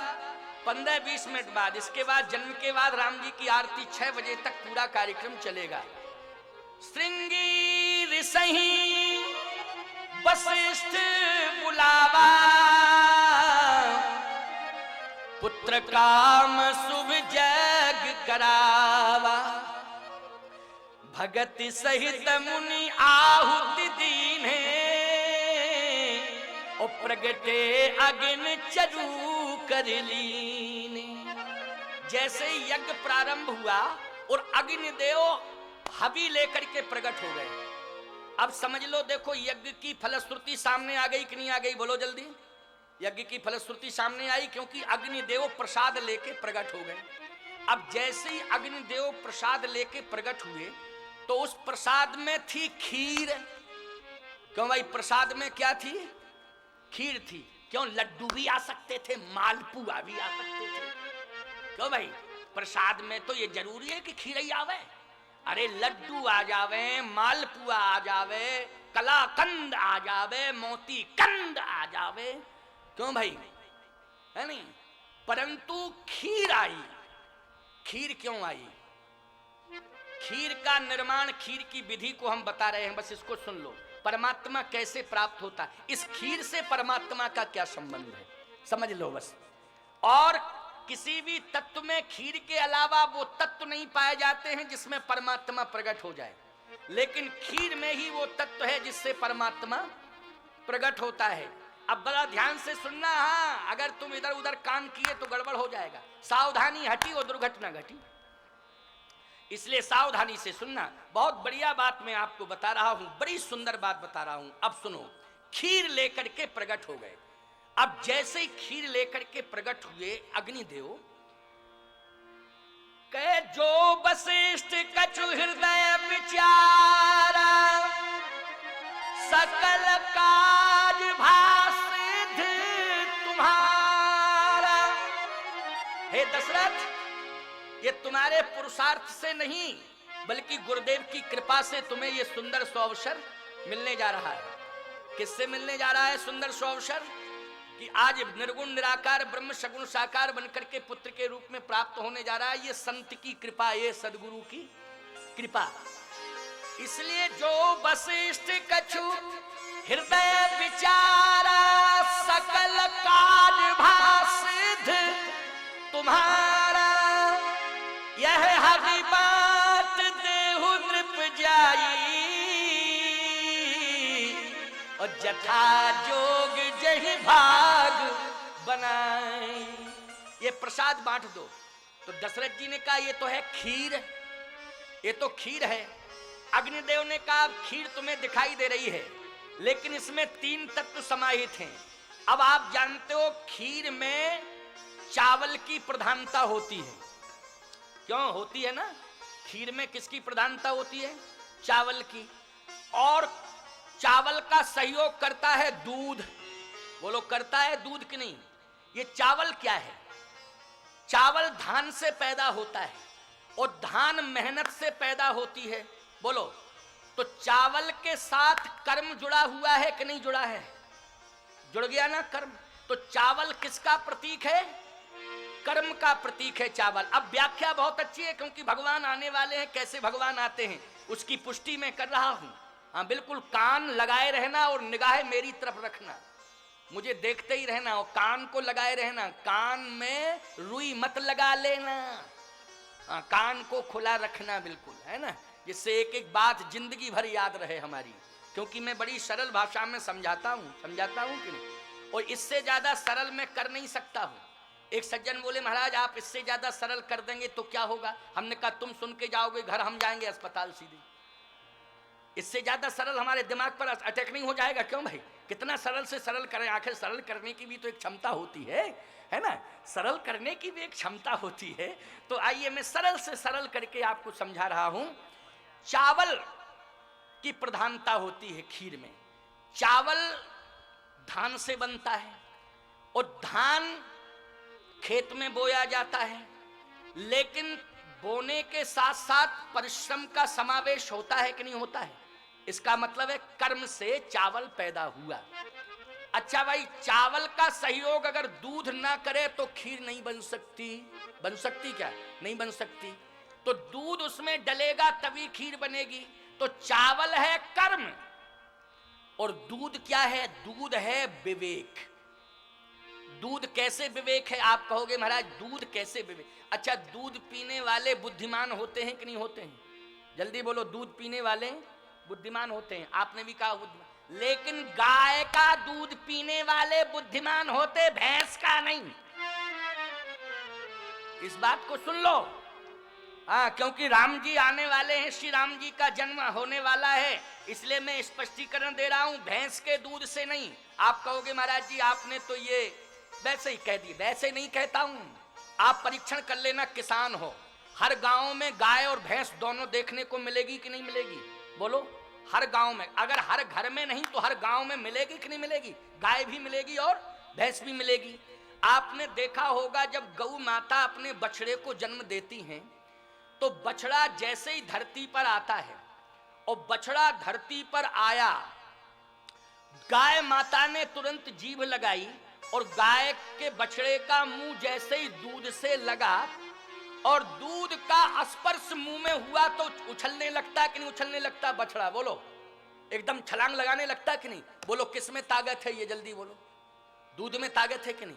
अच्छा, वो भैंस का पड़ा, उसको क्या कहते हैं? पड़ा कहते होंगे, क्यों? पड़वा की पड़ा, चलो कुछ भी कह लो, पड़वा कह लो, पड़ा कह लो, कुछ भी कह लो। हाँ भाई, ये मालवांचल है, हमारी तुम्हारी भाषा लगभग मिलती जुलती है, ऐसी कोई बात नहीं है। क्यों भाई, मिलती जुलती है कि नहीं? तारतम्य बैठा है कि नहीं? सही। पड़ा जैसे ही पैदा हुआ, अब वो पड़ा, क्यों? पड़ा कि नहीं पड़ा? अब उसे उठाओ लेकिन फिर भी पड़ा, पड़ा का पड़ा वही है, पड़ा। दूध भी पिला दो फिर भी पड़ा, दूध भी पिला दो फिर भी पड़ा। इसका मतलब है ना पड़े में ताकत है ना भैंस के दूध में ताकत है। अगर भैंस के दूध में ताकत होती तो पड़ा कम से कम छलांग लगाता, लेकिन वो हफ्तों पड़ा ही रहता। लेकिन गाय का दूध, गौ मां का दूध जैसे ही जरा सा बच्चे के मुंह में, बछड़े के मुंह में पहुंचता है, बोलो बछड़ा छलांग लगाने लगता है कि नहीं? उछल कूद, ये स्फूर्ति, ये शक्ति गौ माता के दूध में है। इसलिए बच्चों को अगर मेधावी बनाना है तो सबसे पहले मेरा आदेश है कि गौ माता का पालन पोषण करो, और बच्चे को अगर मेधावी बनाना है तो आप गाय का दूध पिलाइए अपने बच्चों को। जब तुम्हारे बच्चे गाय का दूध पिएंगे तो निश्चित है कि कभी भी फेल नहीं हो सकते। और भैंस का दूध अगर पिएंगे बच्चे तो याद रखना 5-5 साल तक एक ही कक्षा में पढ़े रहेंगे, न कक्षा उन्हें छोड़ेगी न वो कक्षा को छोड़ेंगे, वो पढ़े ही रहेंगे, पढ़े ही रहेंगे। इसलिए किसका दूध पिलाना है? गाय का दूध पिलाना है। संकल्प लो कि हम गाय का पालन पोषण करेंगे और अपनी संतान को हम गाय माता का दूध पिला करके मेधावी बनाएंगे, बुद्धिमान बनाएंगे, क्योंकि गाय के क्षीर में, दूध में विवेक का वास है। ये मैंने सिद्ध कर दिया। अब थोड़ा सा आगे सुनिए। क्षीर और नीर, ईमानदारी से बताओ, हंस अगर सामने आ जाए तो क्षीर और नीर का भेद बता देता कि नहीं बता देता? बोलो, हंस कि इस दूध में इतना पानी है, इतना दूध है। इसका मतलब है कि क्षीर और नीर का भेद बताने वाला हंस होता है। सीधी सी बात, दूध में विवेक होता है, इसलिए विवेक के माध्यम से ही हंस क्षीर और नीर का भेद बताता है। तो आओ, जब तक चावल में दूध का सहयोग नहीं जुड़ जाएगा तब तक चावल खीर के रूप में नहीं बदल सकता। अच्छा, अब दूध भी डाल दो, चावल सिद्ध हो जावे, बढ़िया सिद्ध पक जावे, सिद्ध हो जावे, लेकिन स्वाद नहीं आएगा जब तक शक्कर नहीं डाल दोगे। क्यों भाई? चाहे जितना शुद्ध दूध डल जाए चावल में, खीर बन जाएगी, लेकिन जब तक शक्कर नहीं डलेगी तब तक स्वाद नहीं मिलेगा। तो याद रखना, ये जो अग्निदेव खीर लेकर के प्रकट हुए हैं, इसमें 3 तत्वों का समावेश है जिससे परमात्मा प्रकट हो रहा है। क्या? कहे एक तो कर्म रूपी चावल और एक विवेक रूपी दूध, और याद रखना भक्ति रूपी शर्करा, भक्ति रूपी शक्कर इसमें पड़ी हुई है। इसलिए याद रखना, कर्म रूपी चावल और विवेक रूपी दूध, उसमें भक्ति रूपी शक्कर को डालने से, शर्करा को डालने से ये हविष्यान बन गया, ये प्रसाद बन गया। अब भक्ति के समावेश हो जाने से इस प्रसाद को दशरथ, जो भी महारानी पाएगी, वो निश्चित रूप से पुत्र के रूप में भगवान को प्राप्त करेगी। ये मेरा आशीर्वाद है। तो बोलो, व्याख्या हो गई कि नहीं हो गई? सही। कि जो भी रानी और इस रानियों को देना ये प्रसाद रानियों को देना, इसमें भक्ति का समावेश हो गया है। और भक्ति का समावेश युक्त पदार्थ अगर उदर में जाएगा तो बोलो परमात्मा का वास होगा कि नहीं होगा? होगा कि नहीं होगा? वो ये यज्ञ का प्रसाद है, इसलिए यह हबी बात देहो नृप जाई और जथा जोग जहीं भाग बनाई। इसको वितरित कर दो, जाओ जल्दी। अर्ध भाग कौशल्य ही दीना। अब थोड़ा हवाई सर्वे कर रहे हैं प्रसंग का, क्यों? क्योंकि समय 5:45 बजने वाले हैं, 5:45 बज ही गए हैं। लेकिन अभी देखो, अभी राम जी का जन्म होता सीधी आरती हो जाएगी, चिंता क्यों करते हो? अर्ध भाग कौशल्य ही दीना, उभय भाग आधे पुण्य कीना। अच्छा, ये अभी बांट देव नृप जाई जथा जोग जय भाग बनाई, तो जथा जोग में 3 भाग होना चाहिए था कि नहीं? बोलो, जथा जोग में 3 महारानियों को देना है तो भाग कितने होने चाहिए थे प्रसाद के? 3 होना चाहिए था, और 3 भाग में तीनों को दे देना चाहिए था समान रूप से। लेकिन अर्ध भाग कौशल्य ही दीना, डायरेक्ट सीधा आधा ही दे दिया कौशल्या। अब बोलो, बैलेंस सीट बिगड़ रही। बोलो भाई, बैलेंस बिगड़ रहा कि नहीं बिगड़ रहा? बैलेंस बिगड़ रहा।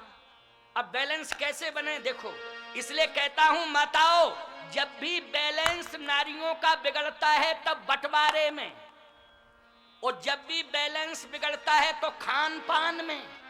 अच्छा, इनको रसगुल्ला और हमको रूखी रोटी, ये रसगुल्ला छाने हम रूखी रोटी खावे, नहीं, ऐसा नहीं होगा। हमारा अधिकार अलग करो, हमारा हिस्सा अलग करो। लेकिन देखो माताओं, खाने पीने पर संतुलन मत बिगाड़ना। ये रघुवंश की महारानी कौशल्या, रघुवंश की महारानी केकई और रघुवंश की महारानी सुमित्रा, ये तीनों कैसे संतुलन बना रही हैं? उसी संतुलन सामंजस्य के प्रभाव से भगवान आज पुत्र बन के आ रहा है, और भगवान आने ही वाला है पुत्र बन करके, चिंता मत करो। बोले, अर्ध भाग कौशल्य ही दीना, उभय भाग आधे पुण्य कीना। केकई कह सो नृप देव, रहो सो उभय भाग पुण्य भयउ। अब आधे में से आधा दे दिया केकई को, लेकिन सुमित्रा कुछ नहीं बोली, गंभीर मुद्रा में खड़ी रही प्यारे। अब गंभीर मुद्रा में खड़ी रही, धीरज का फल बड़ा मीठा होता है। सबको तो एक एक हिस्सा मिला, लेकिन 2 डबल हिस्से मिले। किसको? सुमित्रा को। कैसे? बोले, कौशल्या और केकई दोनों ने प्रभावित होकर के सुमित्रा को संतुष्ट किया, और अपने में से भाग कौशल्या ने निकाला, केकई ने अपने में से निकाला, और जो सुमित्रा के नाम का भाग था वो सुरक्षित रहा, और सुमित्रा के नाम के भाग में से केकई ने भी अपना भाग डाल दिया, कौशल्या ने भी अपना भाग डाल दिया। बोलो, सबसे ज्यादा किसको मिला प्रसाद? कौशल्या के कई हाथ धरे और दीन सुमित्र ही मन प्रसन्न करे। बोलो, नाराजगी में दिया कि प्रसन्नता में दिया? कौशल्या और केकई ने 2 भाग करके सुमित्रा को प्रसन्नता पूर्वक दिया, और जैसे ही सुमित्रा को डबल भाग मिले प्रसाद के, तो सुमित्रा भी क्या कहती है? हे परमात्मा, हे यज्ञ भगवान, अगर यज्ञ के प्रसाद से संतान की प्राप्ति होगी तो बड़ी दीदी को 1 भाग मिला और मझली दीदी केकई को 1 भाग मिला, लेकिन दोनों ने कृपा करके मुझे डबल भाग दे दिए प्रसाद के। अगर मेरे 2 पुत्र पैदा हुए तो आज मैं संकल्प लेती हूं कि 1 पुत्र तो बड़ी दीदी कौशल्या के बेटे की सेवा में लगा दूंगी, और दूसरे बेटे को मझली दीदी केकई के बेटे की सेवा में लगा दूंगी। इन दोनों पुत्रों को मैं सेवा में लगा दूंगी। बोलो, समन्वय है कि नहीं? अब ऐसे समन्वय युक्त परिवार में भगवान आएंगे कि नहीं आएंगे? अब भगवान आ रहे हैं। जोग लगन ग्रही बार तिथि, जोग लगन ग्रही बार तिथि, और सकल भय अनुकूल, चर और अचर हर्ष जुत राम जन्म सुख मूल भय प्रगट कृपाला दीन दयाला कौशल्या हितकारी हर्षित महितारी। सभी लोग बोलो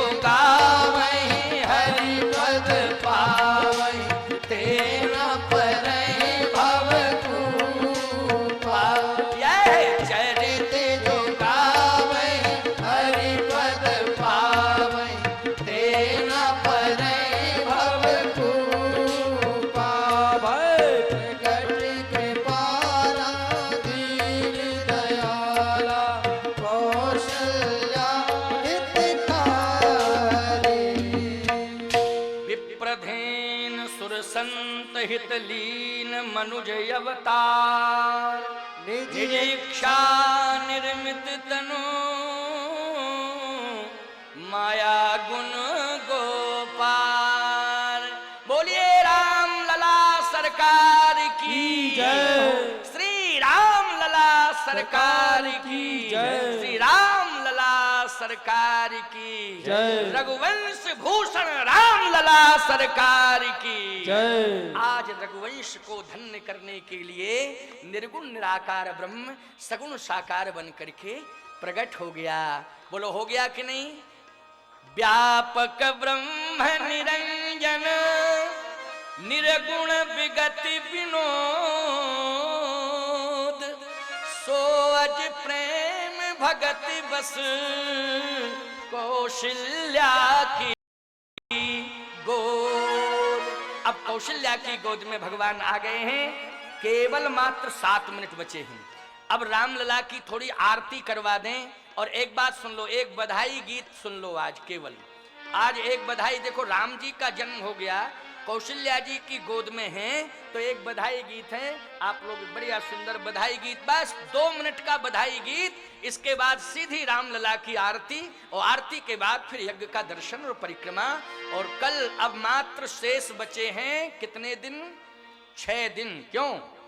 आज तीसरा दिन पूर्ण हो गया, अब 6 दिन बचे हुए हैं प्यारे, इसलिए 6 दिवसों में आपको भरपूर आगे के प्रसंगों की परिचर्चा, प्रसंग बढ़ते ही चले जाएंगे, आपको नए नूतन भावों से हम अवगत कराते जाएंगे और आपको श्रवण कराते जाएंगे। संख्या बढ़ती जा रही है, आप भक्त श्रद्धालु बढ़ते जाएंगे, पांडाल बढ़ता चला जाएगा, बैठने की पर्याप्त व्यवस्था की जाएगी। यहाँ समिति के लोग, यज्ञ के पदाधिकारी सभी व्यवस्था में लगे हुए हैं, मैं सभी को आशीर्वाद देता हूं। अब एक बधाई गीत, इसके बाद आरती, आरती लेकर के ही सब जाना, रामलला की बिना आरती के कोई ना जाए, क्योंकि बड़ी प्रसन्नता है कि रघुवंश में श्री रामलला का जन्म हो गया है, इसलिए एक गीत बस 2 अवधि में जन्म राम सलोना, अवधि में जन्म राम सलोना, अवधि में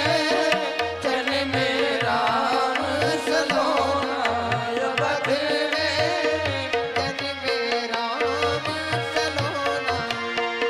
घर घर बंधन बार बधाए, घर घर बंधन बार बधाए, घर घर बंधन बार बधाए, घर घर बंधन बार बधाए।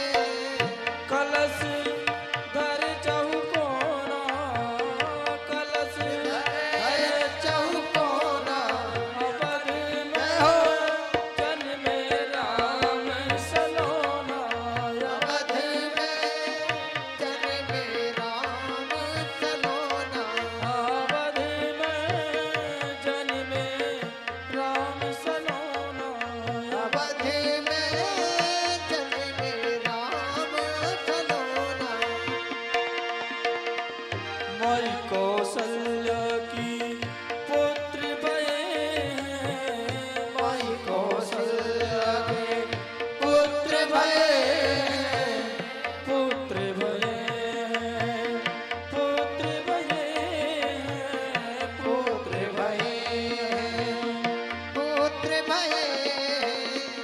दशरथ जू के छोड़ा, श्री राम दशरथ जू के छोड़ा, अवधि में हो जन्म राम सलोना, अवधि में जन्म राम सलोना, अवधि में जन्म राम सलोना। माई कौशल्या की कुकिस रानी, माई कौशल्या की कुकिस रानी, कुकिस रानी, कुकिस रानी, माई कुकिस रानी, कुकिस रानी। दशरथ जू के नैना, अवधि में दशरथ जू के नैना, अवधि में जन्म राम सलोना, अवधि में जन्म राम सलोना, अवधि में जन्म राम सलोना। हीरा लाल पर पल नाम, हीरा लाल पर पल नाम, पर पल नाम, पर पल नाम, पर पल नाम, पर पल नाम। हीरा लाल पर पल नाम, हीरा लाल पर पल नाम। जादू चले न टोना, अवधि में जादू चले न टोना, अवधि में जादू चले न टोना, अवधि में जन्म राम सलोना, अवधि में जन्म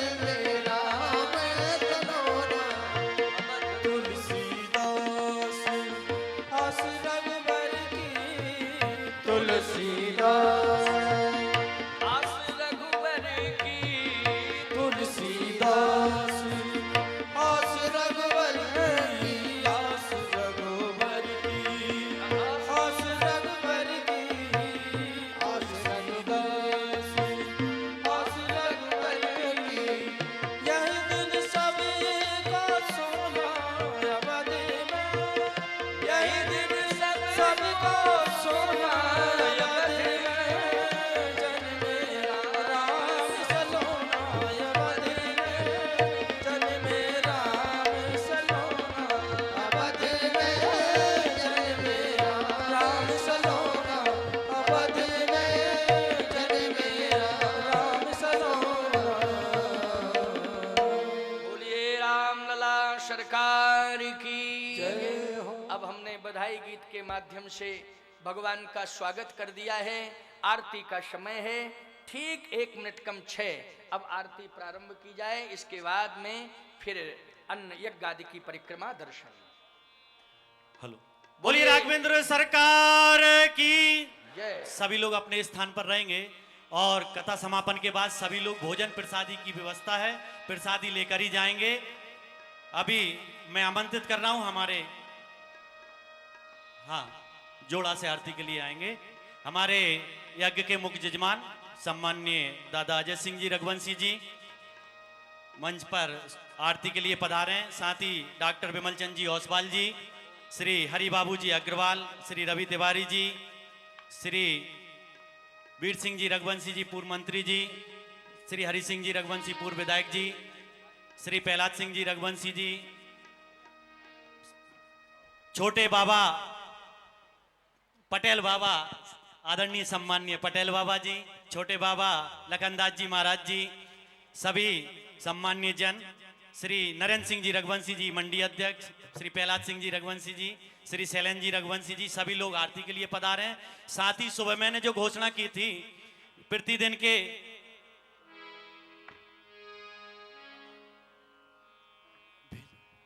सभी मुख्य यजमान जोड़ा से पधारेंगे आरती के लिए और वहीं आरती के लिए थाल वहां दे दिए गए हैं। सभी लोग वहीं अपने स्थान से आरती करेंगे, पधारे हैं। सुबह घोषणा की थी प्रतिदिन के फलाहार भोजन आदि के लिए, इसमें हमारे श्री जगन्नाथ सिंह जी रघुवंशी छीपनी वाले मामा जी ने 21,000 रुपए कल के फलाहार के लिए, सभी के फलाहार के लिए सहयोग के रूप में दिए हैं। हम समिति की ओर से उनका धन्यवाद ज्ञापित करते हैं। बोलिए राघवेंद्र सरकार की जय। और परसों के दिन के फलाहार के लिए 21,000 रुपया स्वर्गीय श्री काशीराम जी रघुवंशी खरपरी वालों की स्मृति में उनके परिजनों की ओर से दिए गए हैं। बोलिए राघवेंद्र सरकार की जय। तो आप सभी आरती के लिए सादर आमंत्रित हैं और महाराज श्री से अनुरोध है पुजारी जी से कि आरती प्रारंभ कराएं। पटेल बाबा। हरि ओम चंद्रमा मनसो जात सक्षो सूर्यो अजायतो श्रोत्राद्वायुष्य प्राणस्य मुखार्दग्निरजायतो एदविगुं हवे प्रजननं मे अस्तु तसवीरगुं सर्वगणगुं स्वस्तये आत्मसनि प्रजासनि पशुसनि लोकसन्न भयसनि। आरती श्री रामायण जी की। श्री राम मोहन जी पारासर जी लटेरी से पधारे हैं, वो भी मंच पर आरती के लिए पधारे हैं। आरती श्री रामायण जी की। कीरत कलित ललित सिया की। गावत ब्रह्मा दिगि मुनि नारद वाल्मीकि। ज्ञान विशारद गावत ब्रह्मा दिगि मुनि नारद वाल्मीकि। ज्ञान विशारद सुख सनकाद शेष और शारद परन पवन सुत कीरत लीगी। आरती श्री रामायण जी की। कीरत कलित ललित सिया की। गावत वेद पुराण अष्ट दश छनु शास्त्र सौ ग्रंथन को रस। गावत वेद पुराण अष्ट दश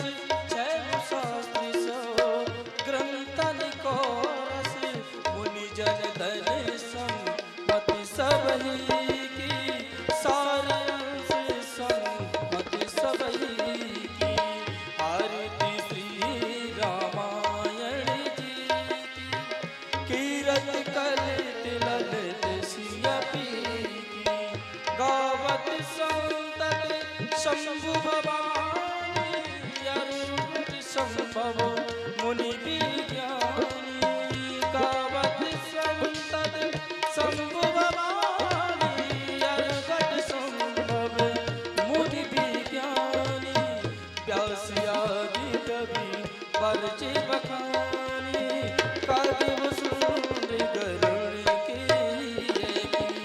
आरती श्री नारायण जी की कीरत कल ललित सिया की कल मलहरण विषय रस की सुभग श्रृंगार मुक्ति जुबती की कल मलहरण विषय रस की सुभग श्रृंगार मुक्ति जुबती की दलन रोग मूल यमी की दलन रोग मूल यमी तात्माति सब विधि तुलसी की आरती श्री रामायण जी की कीरत कल ललित सिया की आरती श्री रामायण जी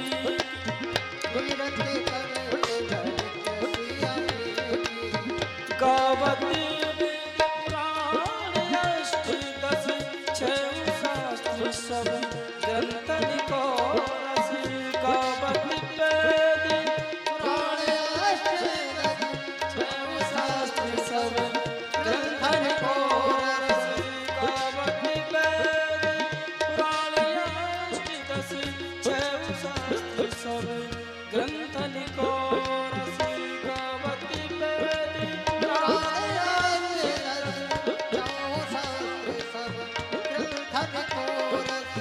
मुन जन धन सम्मत सब ओ मुन जन धन सम्मत सब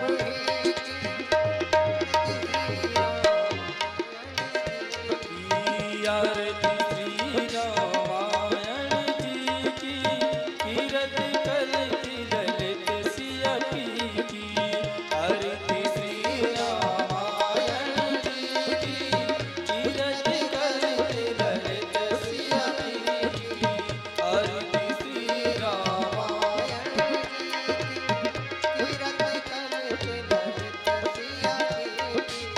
गावत संतत शंभु भवानी अरुगत संभव मुनि विज्ञानी गावत संतत शंभु भवानी अरुगत संभव मुनि विज्ञानी गावत संतत शंभु भवानी अरुगत संभव मुनि विज्ञानी गावत संतत शंभु भवानी अरुगत संभव मुनि विज्ञानी व्यास आदि कवि परचे बखानी काव्य सुंदर गरुड़ के ही आरती श्री रामायण जी की कीरत कल ललित सिया की श्री राम जय जय राम श्री राम जय राम जय जय राम श्री राम जय राम जय जय राम श्री राम जय राम जय जय राम श्री राम जय राम जय जय राम श्री राम जय राम जय जय राम कल मलहान विषय रस की सुभग श्रृंगार मुक्ति जुबती की कल मलहान विषय रस की सुभग श्रृंगार मुक्ति जुबती की कल मलहान विषय रस की सुभग श्रृंगार मुक्ति जुबती की कल मलहान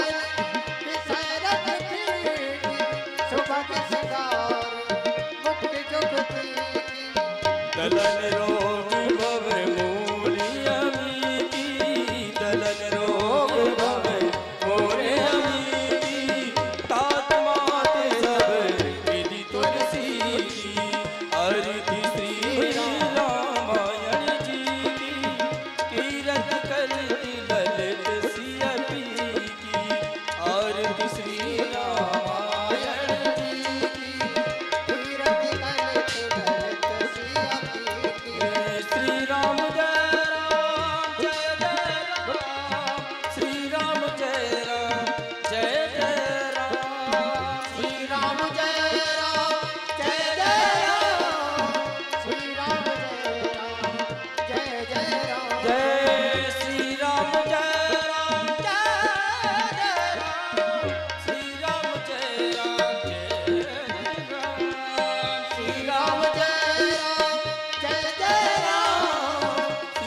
राम जय राम जय जय राम। आरती श्री रामायण की कीरत कलति ललित सिया की। आरती श्री रामायण जी की कीरत कलति ललित सिया की। कीरत कलति ललित सिया की। कीरत कलति ललित सिया की।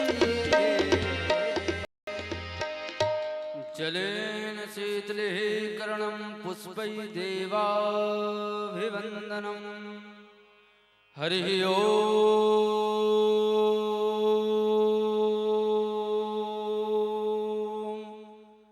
जगनेन जगमयजन्त देवास्थानि धर्माणि प्रथमान्यासन्ना तेहनाकं महिमानः स चन्द्र यत्र पूर्वे साध्याः सन्ति देवाः हरिः ओम्।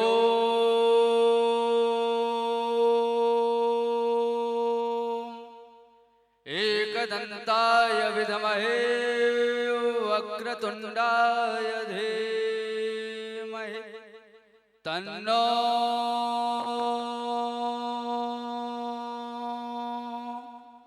दन्तिः प्रचोदयात् हरिः ओम्।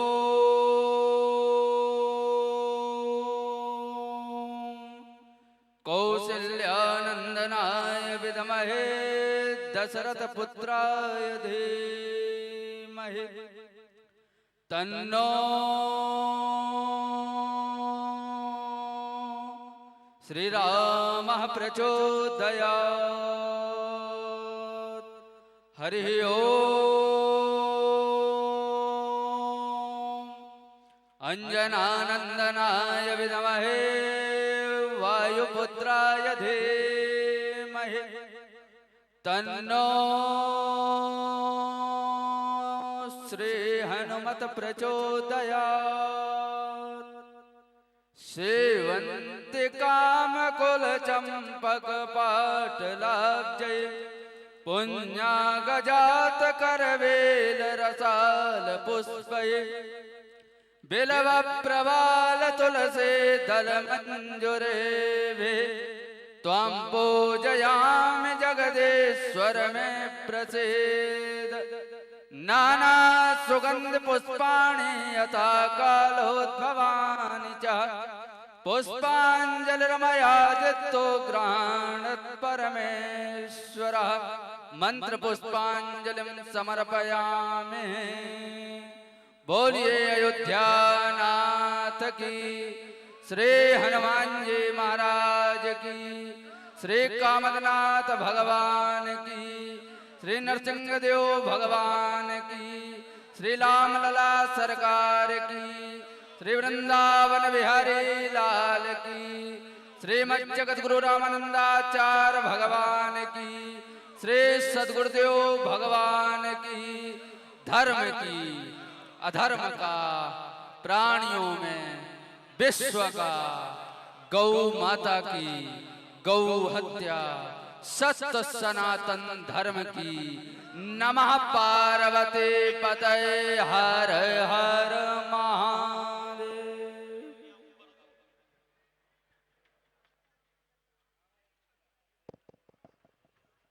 बोलिए राघवेंद्र सरकार की।